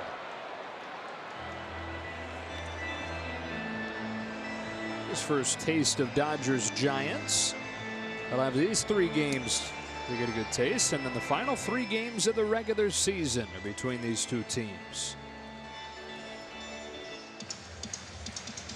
What a trip that has a chance to be. 3 in Arizona and 3 in San Francisco to finish the regular season.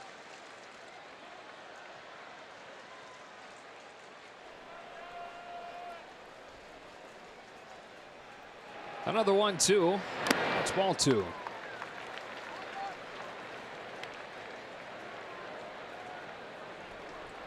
Be interesting to see what route the Giants go between then and now. You rightly said that the clubhouse thinks they have a chance, and they do, coming into the game at 6 out. But there's been plenty of talk about them being sellers before the August 31st deadline. Machado or Dozier drives one in the air to deep center. at the track. It's brought in by Duggar.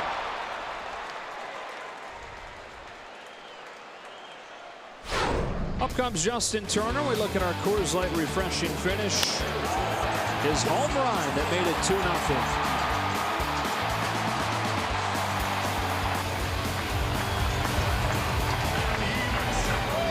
Everything feels a little better when it's against the Giants.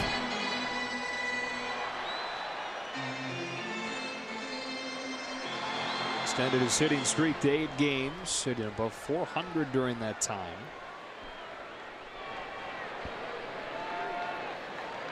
Still rocking that wide open stance. He adopted about a week ago in Oakland.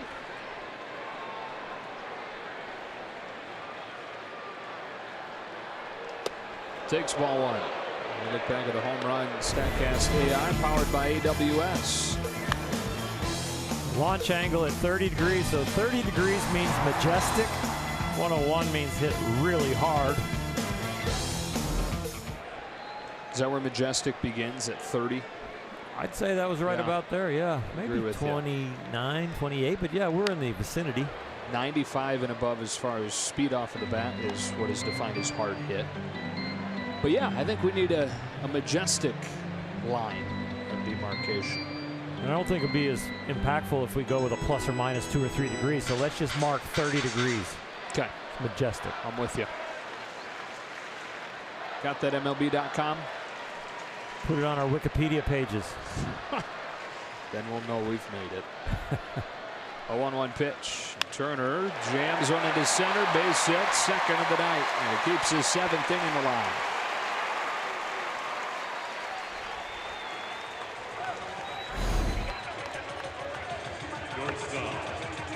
That's a jam shot, but the new open stance was designed to clear a little bit more path for the bat on the inside and low fastball. Originally a left-hander, but it works on a right-hander's sinker also. Sean Manaea that he designed that drill for in Oakland last week. And didn't even go into the drill with any intent of altering his in-game swing. It was simply a pre-game drill. Loved how it felt. Just loved how it's felt since in-game. Now, sometimes to clear the hip, you have to load the hip, and the open stance loads that front hip a little bit more, and then maybe he has a little more momentum and load to clear it out of there. And that extends the swing and gives him a little more power.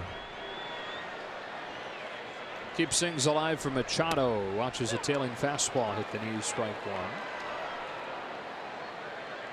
Turner's had multiple hits now in 5 of his last 7 games. Right back to that day we're talking about in Oakland.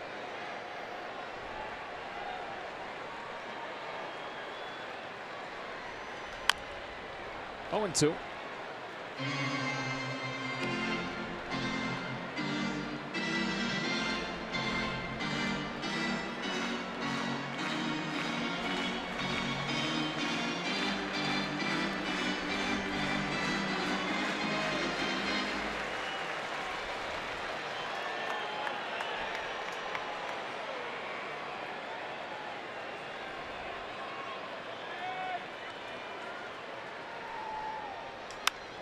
Another jam shot. Darno is there for this one. And that's that for the Dodgers in the 7th. To the 8th we go. Clayton Kershaw back out there with a 2-1 lead.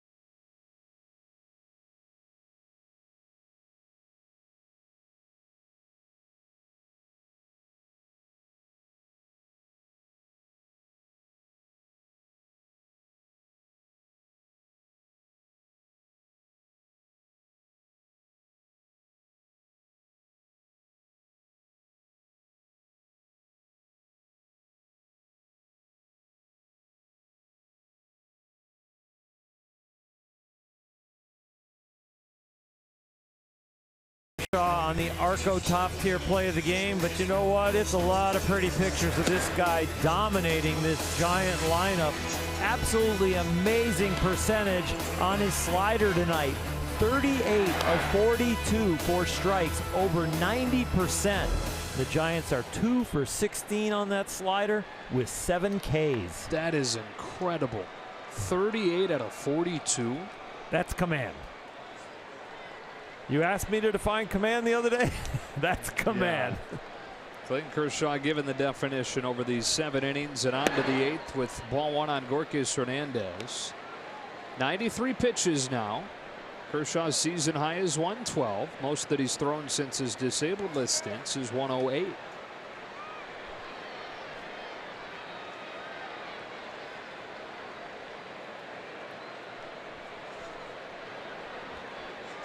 His 1-0 pitch drilled down the line, but foul.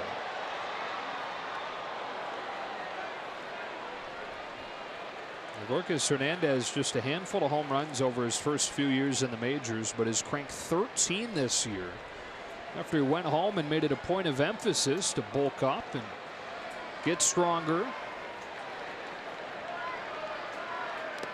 He's ahead of Kershaw, 2-1.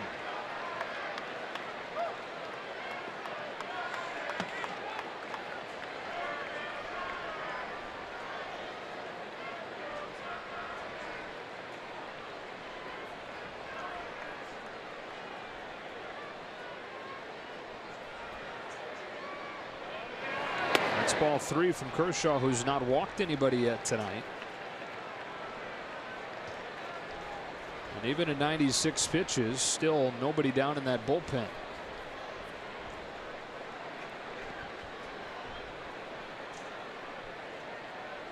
A 3-1. Strike 2. You know, Stripling and Maeda are headed down there, but Stripling not available until tomorrow night. Maeda not till Wednesday night. So the Dodgers working with the same collection that they had in Colorado with one addition. Eric Goodell off of the disabled list today. The right results won't be changed, but the altitude will. He gets him swinging after falling behind 3-1. There's one more out that Dave Roberts gets from letting Clayton hit. Fielder number 6, Steven Duggar. I give the bullpen a little bit of a mulligan because it was in Colorado. It really stung and they didn't do the job, but let's see how they function at sea level. Well, here now, Orel, you get to 8 and 9 in the Giants order and you think, okay, should be easy, but these are the 2 spots in the order that have gotten it done against Kershaw tonight. Duggar is 2 for 2. Looks like Pence is going to bat for Bumgarner, who had a hit himself. Starts him with a fastball for a strike.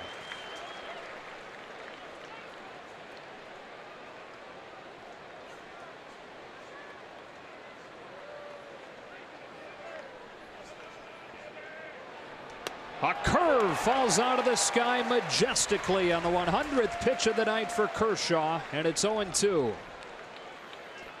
Clayton trying to prove that he's his best closer.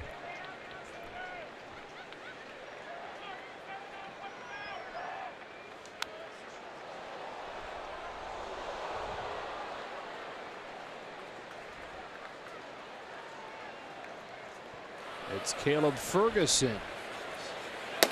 That is a big statement to get a left-hander up for one of the best left-handers, if not the best left-hander ever. Big kudos to Caleb. He struck him out. It's that slider again.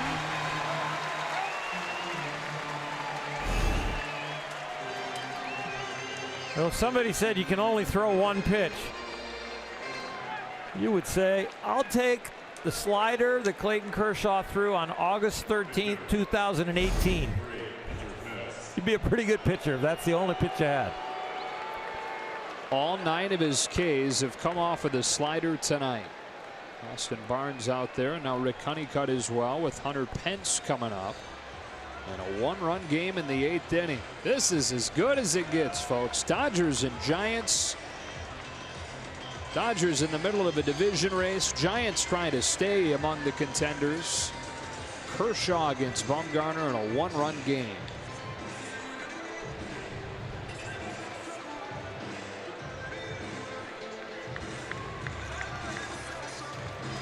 This is the kind of game that baseball fans actually crave and can't wait to see and will remember for a long, long time.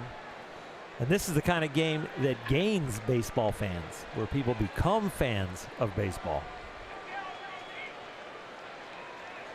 So Pence has been mostly a pinch hitter this season. He takes strike one. Kershaw sticking with his slider.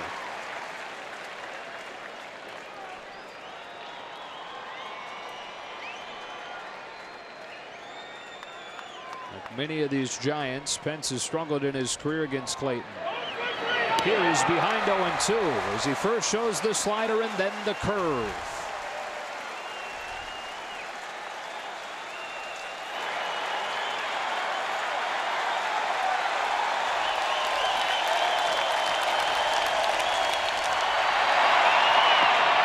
Two.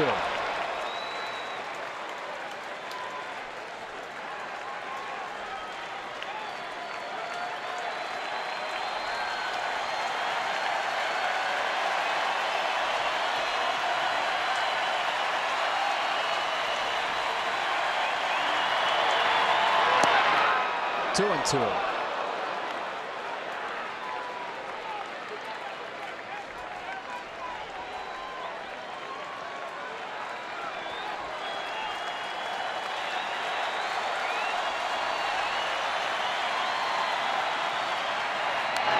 Do it again. In the moment, he doesn't overthrow. In the moment, he keeps his rhythm. He doesn't pull it. He doesn't let it slip out the top. He's in total command. And home with another 2-2.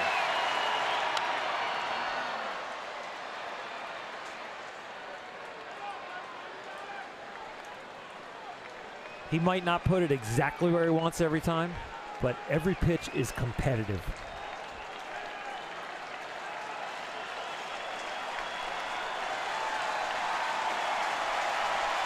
Another 2-2 pitch. The count goes full on Pence.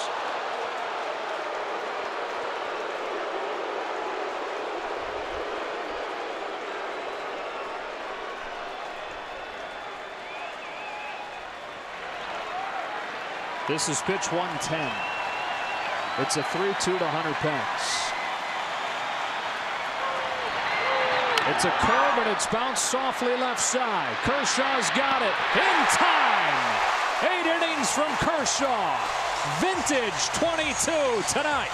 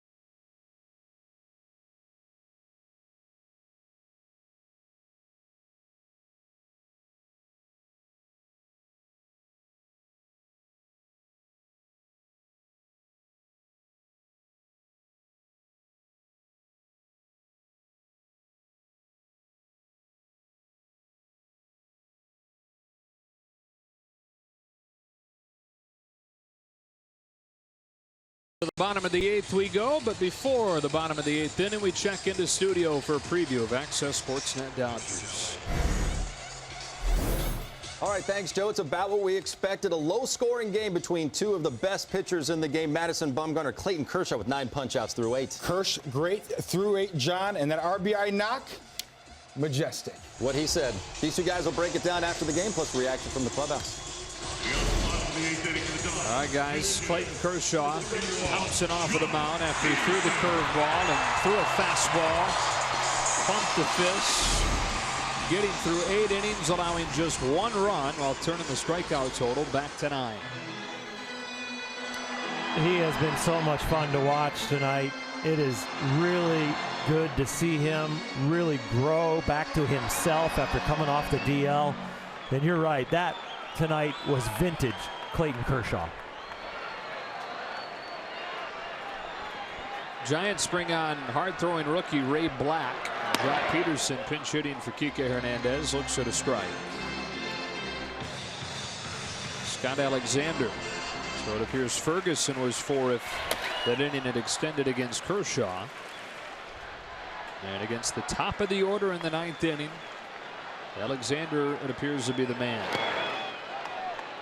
No swing, 1 ball, 1 strike.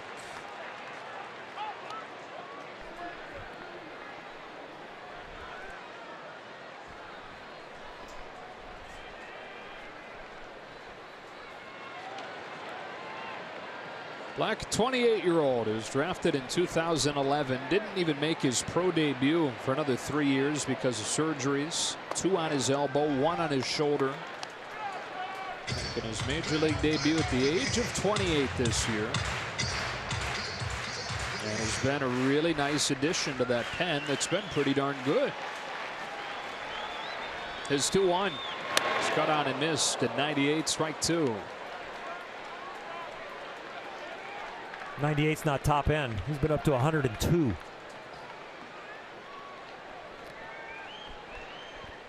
There's 2 rookies this year throwing 102. This guy and Jordan Hicks in St. Louis.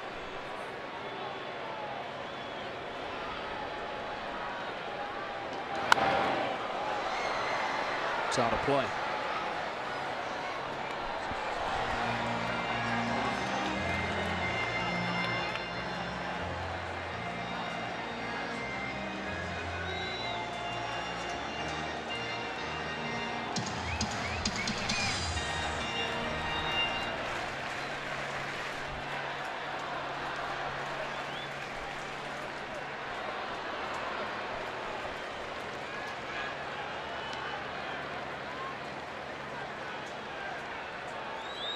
Peterson starting the 8th, taking a slider low and in to work the count full.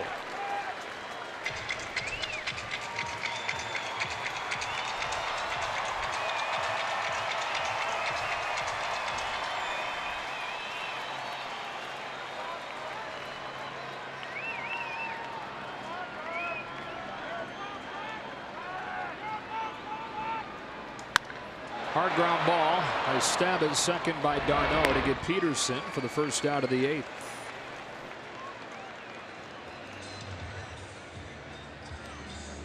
Friday on an all-new Backstage Dodgers, we're taking a look back at Justin Turner and Chase Utley's off-season trip to Dubai, where they toured the lively city and tried their hand at playing cricket. Don't miss Backstage Dodgers, presented by Cadillac, Friday after the postgame show on Sportsnet LA. Chris Taylor tonight 1 for 3 against Madison Bumgarner with a pair of Ks.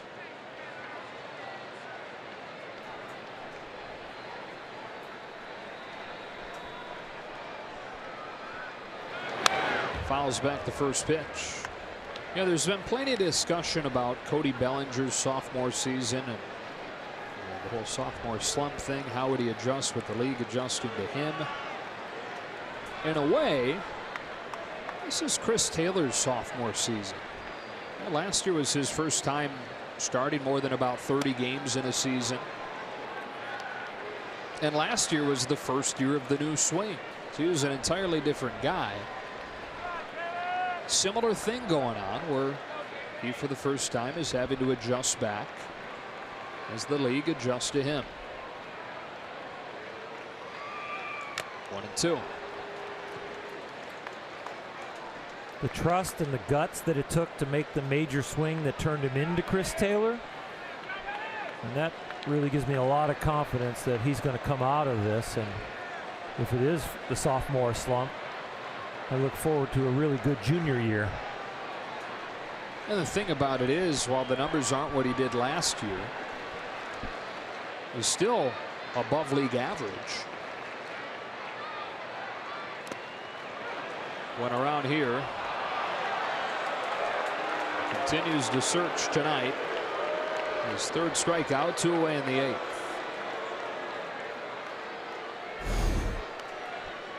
Right fielder number 66,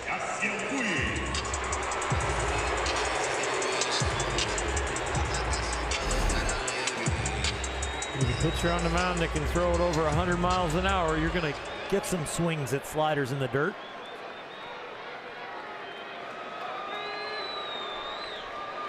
Puig comes up with 2 out, 0 for 3 tonight. You can tell by Yasiel's reactions after the outs that he made against Bumgarner that for him it's a little bit personal against Madison. He badly wanted to produce against Bumgarner. Had a couple good swings, but nothing to show for it.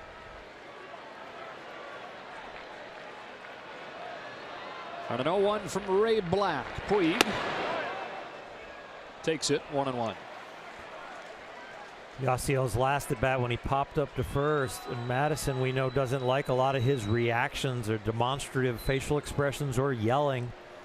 Well, Yasiel yelled as he went around first, and as he circled back towards the Dodger dugout to go sit down, they were pretty close together. Nothing happened, but I was like, this could be explosive. But both held it together, and Madison didn't look at him or react to him in any way. Right about here, there was a scream, and Madison is coming that way because when the ball's hit to right field, the pitcher is breaking towards first base, and they ended up about 10 feet apart. I felt like any comment at all from Madison might have set Yasiel off. Or vice versa. Yeah.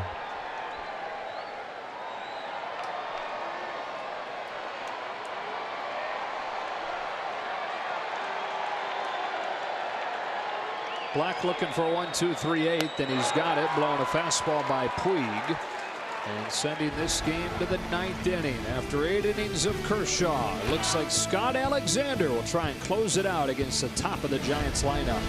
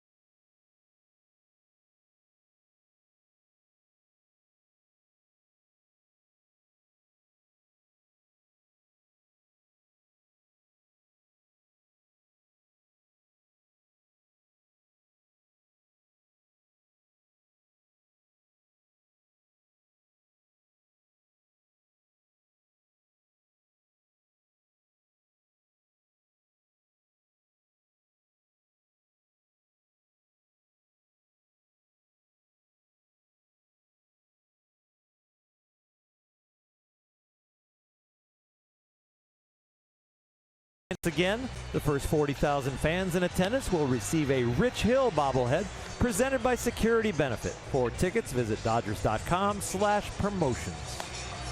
Some defensive changes. Chris Taylor has moved from left to second base. So now have Max Muncy at first, Bellinger in center, Peterson in left, Scott Alexander comes on to try and close this thing out against the top of the Giants lineup. I'll use one of the things that you've said a few times. Fasten your seat belts. Because that's the way it is. And you know what?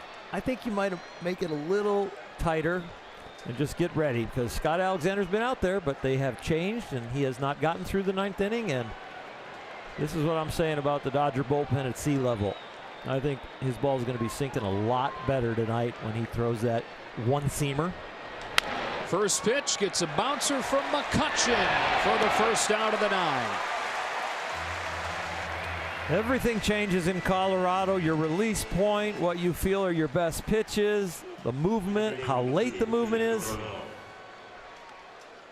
Scott gets a lot of ground balls, and with the way the weather is here in LA and the level we're at, he's going to be himself. #1 ground ball percentage in baseball.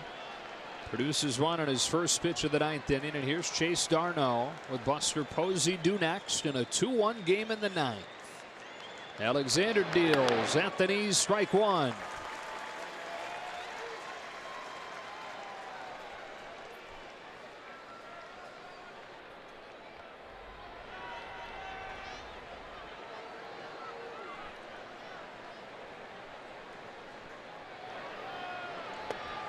Nothing in 2. Went to the slider that time.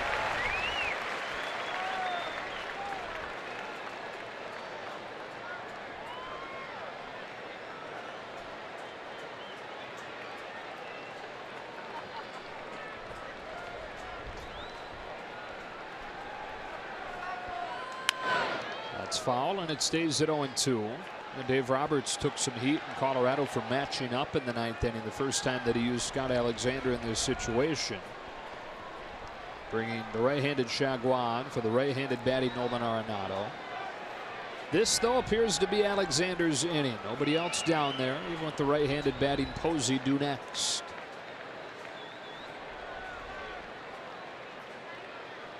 Another 0-2. Cracked in the air to center. Bellinger will play this one off a bounce, and the Giants have the tying run on for Posey. Catcher number 28, Buster Posey.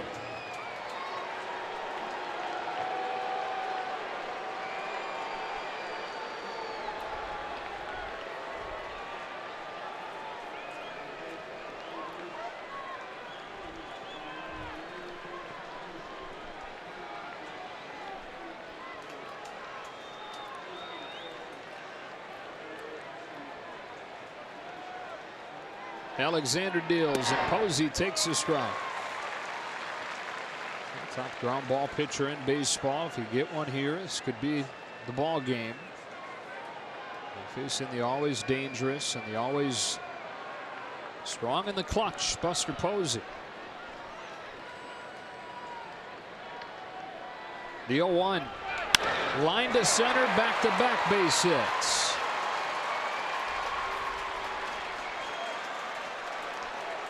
Well, the first hit, the movement broke the bat, and it probably would have been a fly out the center without the movement. This one doesn't move as much, and Posey just stays out there down and through that ball. It ended up right down the middle. They were trying to go for the outside corner, but you got to tip your cap to the guy standing on first. He is some kind of hitter. So 2 on with 1 out. And tiny sample size, but Evan Longoria coming up against Alexander. 2 for 2 with a double against Scott. If you're sitting in the Dodger dugout right now, you have confidence in Scott Alexander, but you're not as comfortable as you used to be, especially coming off the last 3 games in Colorado. Well, the Dodger bullpen had an ERA of 9, trying to survive without Kenley Jansen. Wrapped up in a tight division race. Longoria takes ball 1.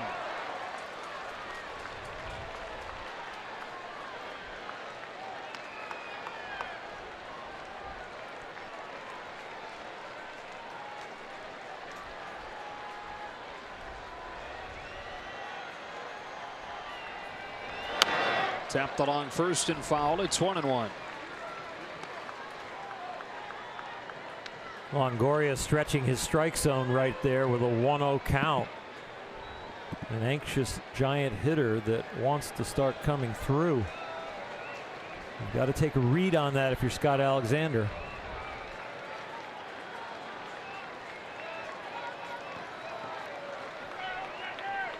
Darno, the tying run at second. Posey at first. That's a bouncing ball to third. Turner goes to second one. Turn to first is late. Tying run at third.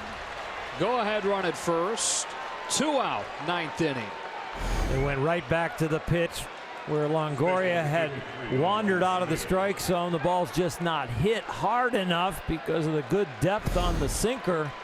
Just got the top of it and beat out the double play. I'm glad you told us to fasten our seatbelts. White knuckler. 2-1 Dodgers in the 9th inning as Austin Slater comes to the plate with Darno 90 feet away and Longoria at first.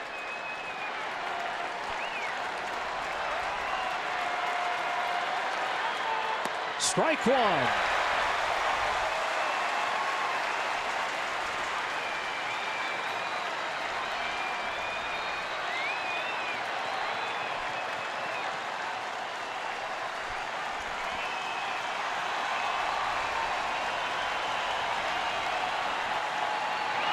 Strike two.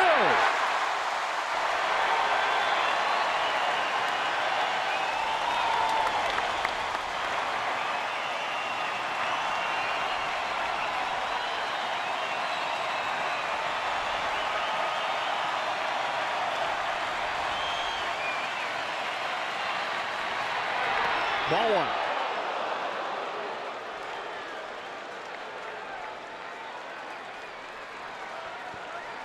Everybody on their feet. The cheers will get louder after he comes set.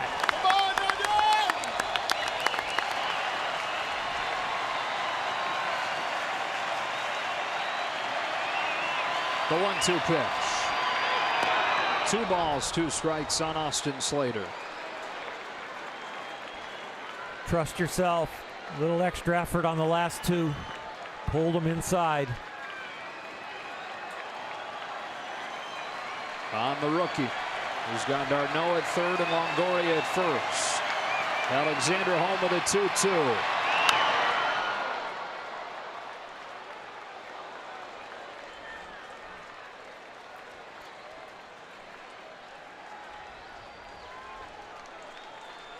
His best pitch is the sinker.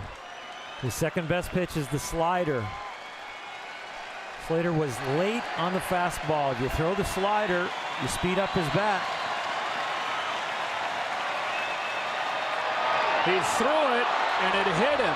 That's a dead ball. The Dodgers catch a break with that ball hitting Slater. If it gets through his feet, this game is tied. Instead, bases loaded with 2 out. Is this the kind of break that will turn the tide for the Dodgers? And the Dodger bullpen, coming off of 3 1-run losses in Colorado, looking across the field at their arch rival.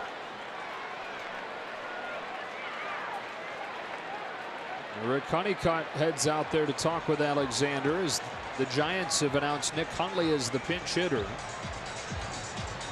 The veteran catcher will stand in with the bases loaded. Tying run at third, the go-ahead run at second. Fantastic pitchers duel between Bumgarner and Clayton Kershaw. Kershaw ends the evening on top with a masterpiece. And now Scott Alexander and the whole infield and Rick Honeycutt trying to figure out a way to put this one in the books.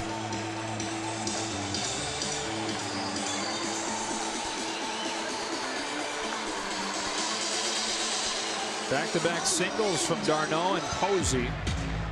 Longoria reached on a fielder's choice. Slater gets hit fortuitously for the Dodgers. It's up to Hundley.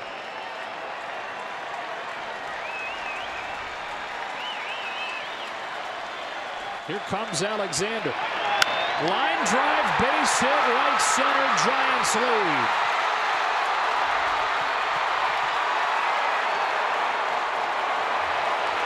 The Jansen-less bullpen crumbles again.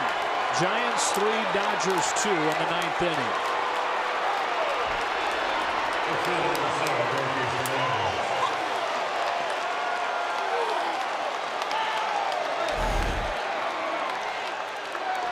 Trying to go low and away. It's up and inner half. Not much movement. Hundley puts a sweet swing on it. But it's a bitter taste for the Dodgers.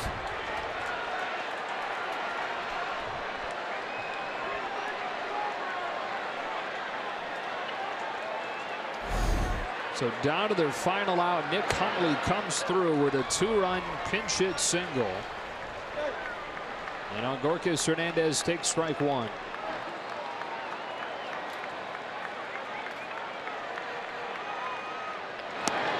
Nothing in 2. So now I look ahead to the bottom of the 9th inning. The Dodgers have Bellinger, Barnes, and the pitcher's spot.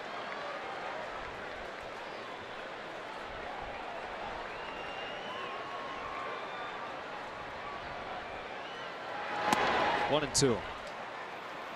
Giants started the day 6 out. Arizona has already lost.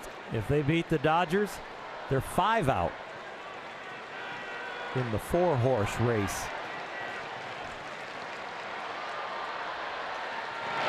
Good stop by Barnes.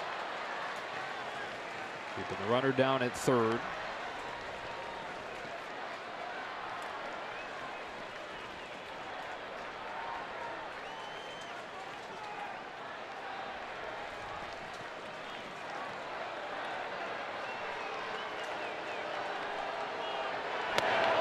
Full count.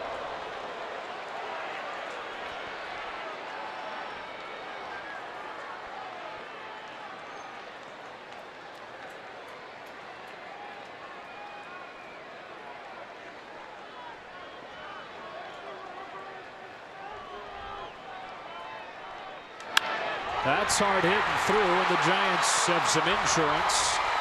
4th hit of the inning against Scott Alexander.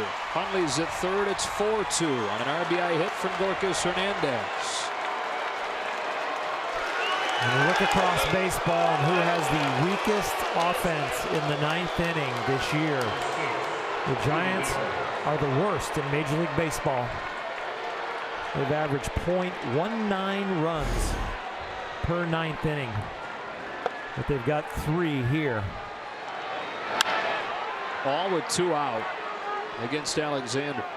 Giants had 4 hits against Kershaw in their 8 innings against him. They've got 4 in this 9th inning alone.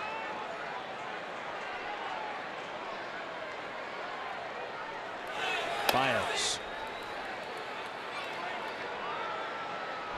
Here's Stephen Duggar, the 8th man to bat in this 9th inning for San Francisco. Strike 1.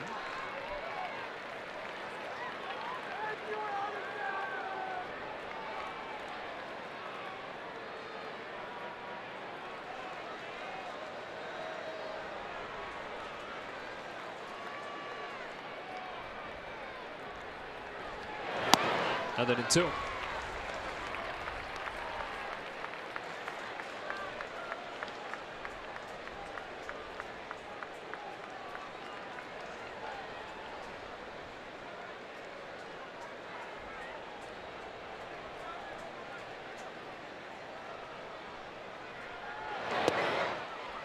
Hernandez takes 2nd.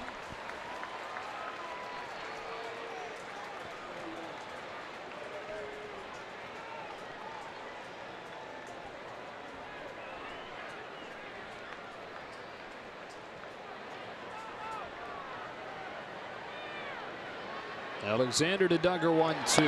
That's low for ball 2. Barnes tried to frame it up. Didn't get the call from Corey Blazer. Mentioned that it'd be Bellinger, Barnes in the pitcher's spot. It's actually Bellinger, Barnes, and Muncy as part of the movement Dave Roberts did before the inning. And he'll still have Kemp and Grandal available.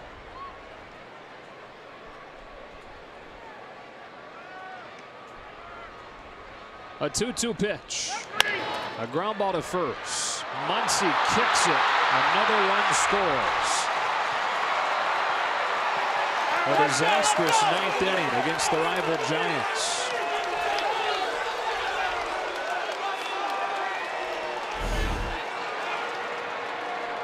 Back on the dirt, charges up by the seam of the grass, very routine. Once it hits the hill to glove, it's about over.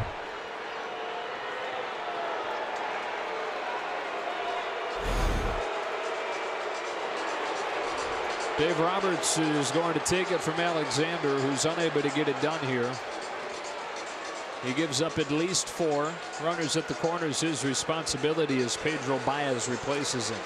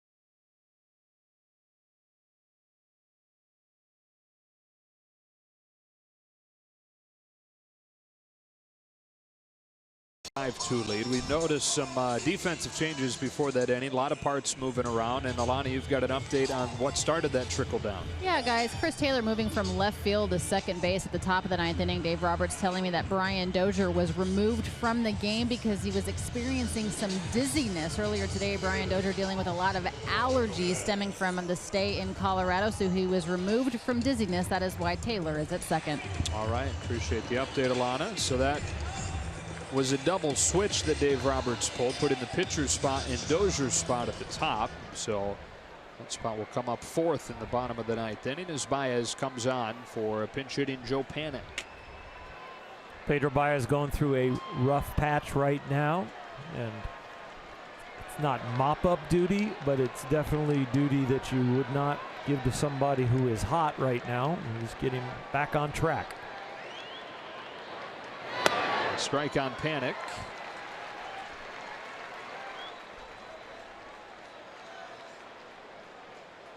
Injury-riddled season for Joe. Remember, Panik, first 2 games of the season, a pair of 1-0 Giant wins here. Hit solo home runs. The first 3 Giants runs of the year came on Joe Panik's solo shots. Since then, he's hit 1.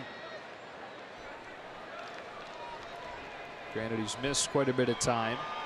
Had thumb surgery, missed almost all of May. Missed almost all of July with a groin injury. But while he has been active, worst numbers of his career. And he had just gone through a swing transition at the beginning of the year and was feeling very good and producing at a very elite level. He's really cutting it loose early on. It takes off on strike 2.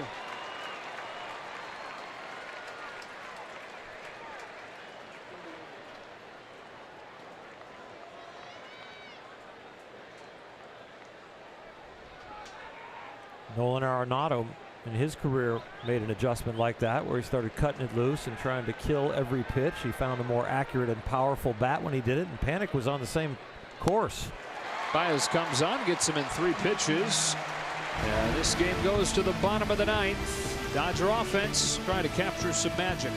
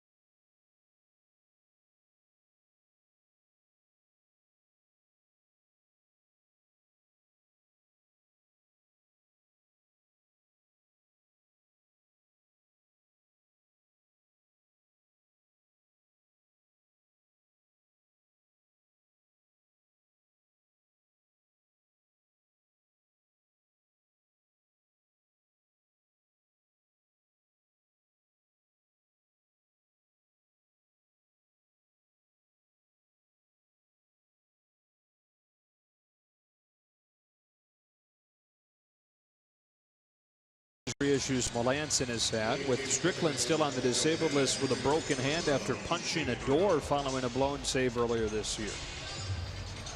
Has recorded the Giants' last 8 saves, and one of those was yesterday in Pittsburgh. Got a save.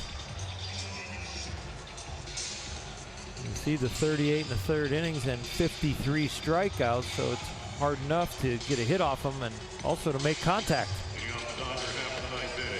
Missed a full season following Tommy John surgery. And while the overall number is really good, his last 10 games, there's been some damage there. CRA's above 5. But the Dodgers with a bunch of work to do. They trail 5-2 as Bellinger comes up in front of Barnes and then Muncy.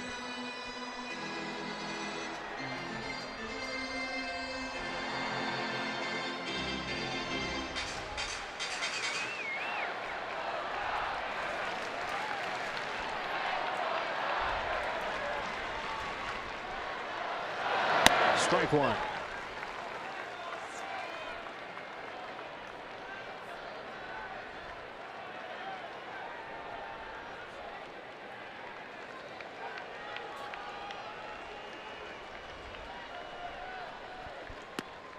Bellinger able to take it low and away. Those things we were talking about earlier tonight with Bellinger's evolution this year, his ability to lay off those pitches. Stop his swing once he starts into it. Waits on this 1-1 from Will Smith. And it drops in for strike 2. Will Smith has held lefties right around 150 this year. Left-handers are 1 for their last 16 off of him.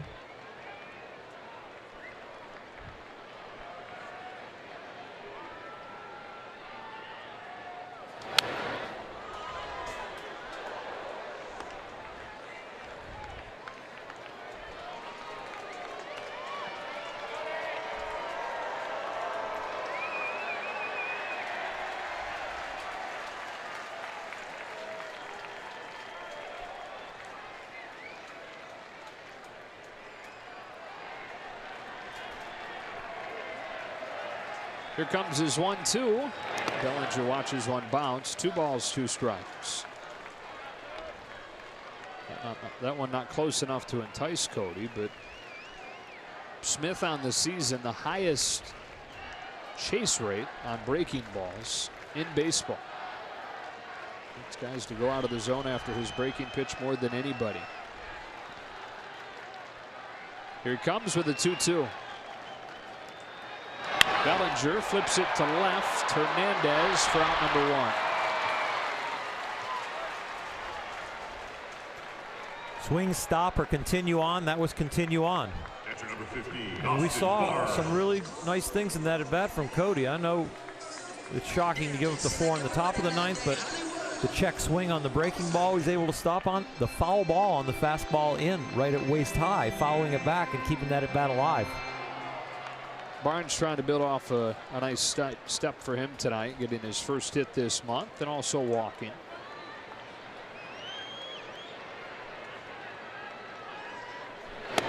He takes a strike. Teams will be back at it tomorrow night, same time, same place. Alex Wood starts for the Dodgers. Andrew Suarez for the Giants.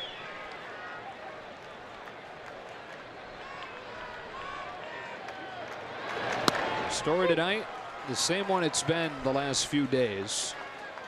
Sterling performance from Clayton Kershaw. 1 run over 8 innings. But Alexander gives up the 4 in the 9th. He was 1 strike away from finishing it off. No swing, ball 1. The secondary headlines lately has been the offense also. I mean, Clayton Kershaw knocked in a run with the bloop double. Justin Turner hit the beautiful home run. But as good as this Dodger offense has been, it hasn't been that lately.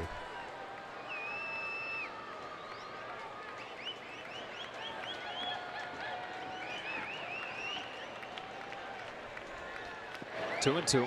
10 runs in the last 4 games after they scored the 8 on Thursday night in Colorado.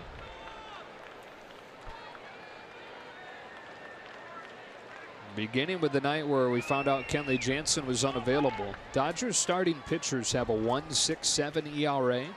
The bullpen ERA is above 10.5.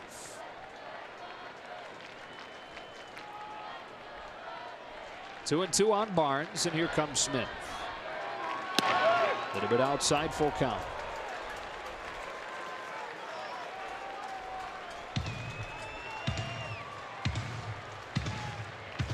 Muncy on deck, then the pitcher's spot.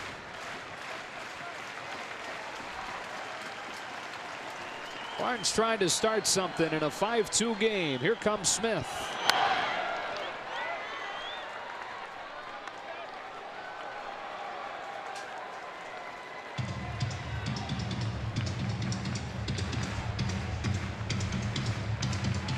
It's like Kemp would hit in the pitcher's spot if it got that far.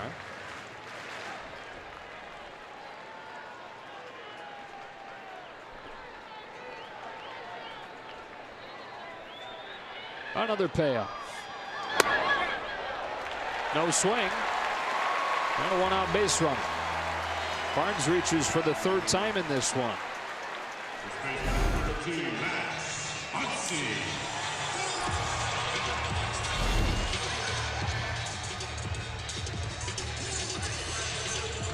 And here is Max Muncy for his first at-bat of the night.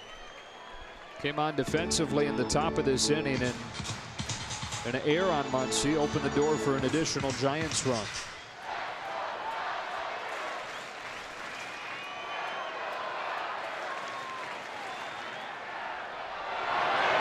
Big breaking pitch, strike one.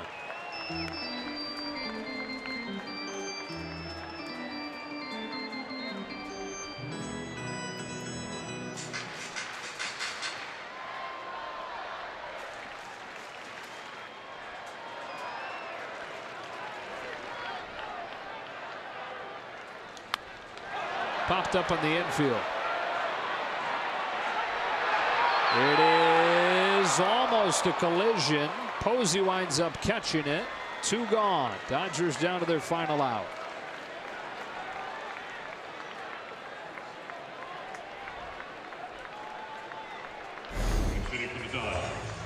The second collision for the Giants tonight. The first one, they lost their shortstop Brandon Crawford after a few outs. This one, just a little bump. Doesn't hurt as much with the catcher's gear on. So it's Kemp trying to keep things alive and trying to get Justin Turner to the plate, representing the tying run.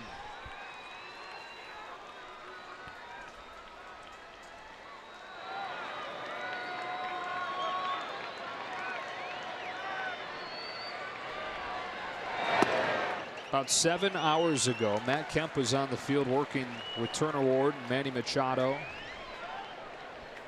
Grinding away, trying to break out of this slump that he's in. 3 for his last 50.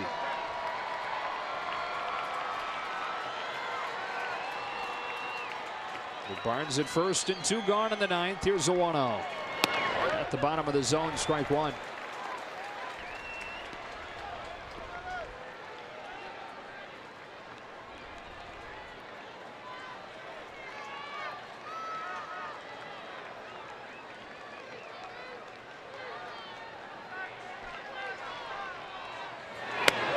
Strike two.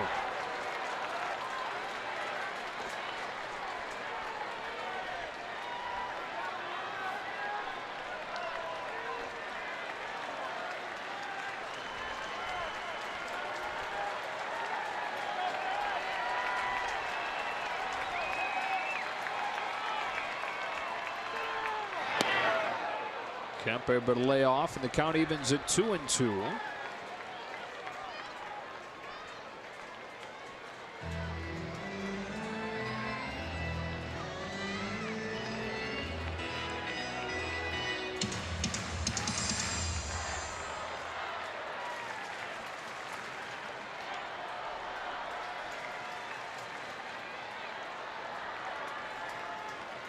Will Smith delivers, and Matt Kemp goes around. That's it. Another night and another crushing defeat for the Dodgers as the Giants get 4 runs in the 9th inning to send the Dodgers to their 4th consecutive loss. If they'd have had some 8-inning games, they'd be getting some W's, but you got to play all 9, and now with 42 games left and a 4-game losing streak, this one stings. So they remain a game back of the Diamondbacks in the division. This is the play of the game brought to you by Lexus. A pinch hit, 2-run single for Nick Hundley. With the Giants down to their final out in the 9th inning, they'd add 2 more and win it 5-2. Dodgers are trying to end this losing streak and even the series up at a game apiece tomorrow behind Alex Wood. For Earl Hershiser, Alana Rizzo, and the rest of our crew, Joe Davis saying so long from Dodger Stadium. We'll talk to you tomorrow night.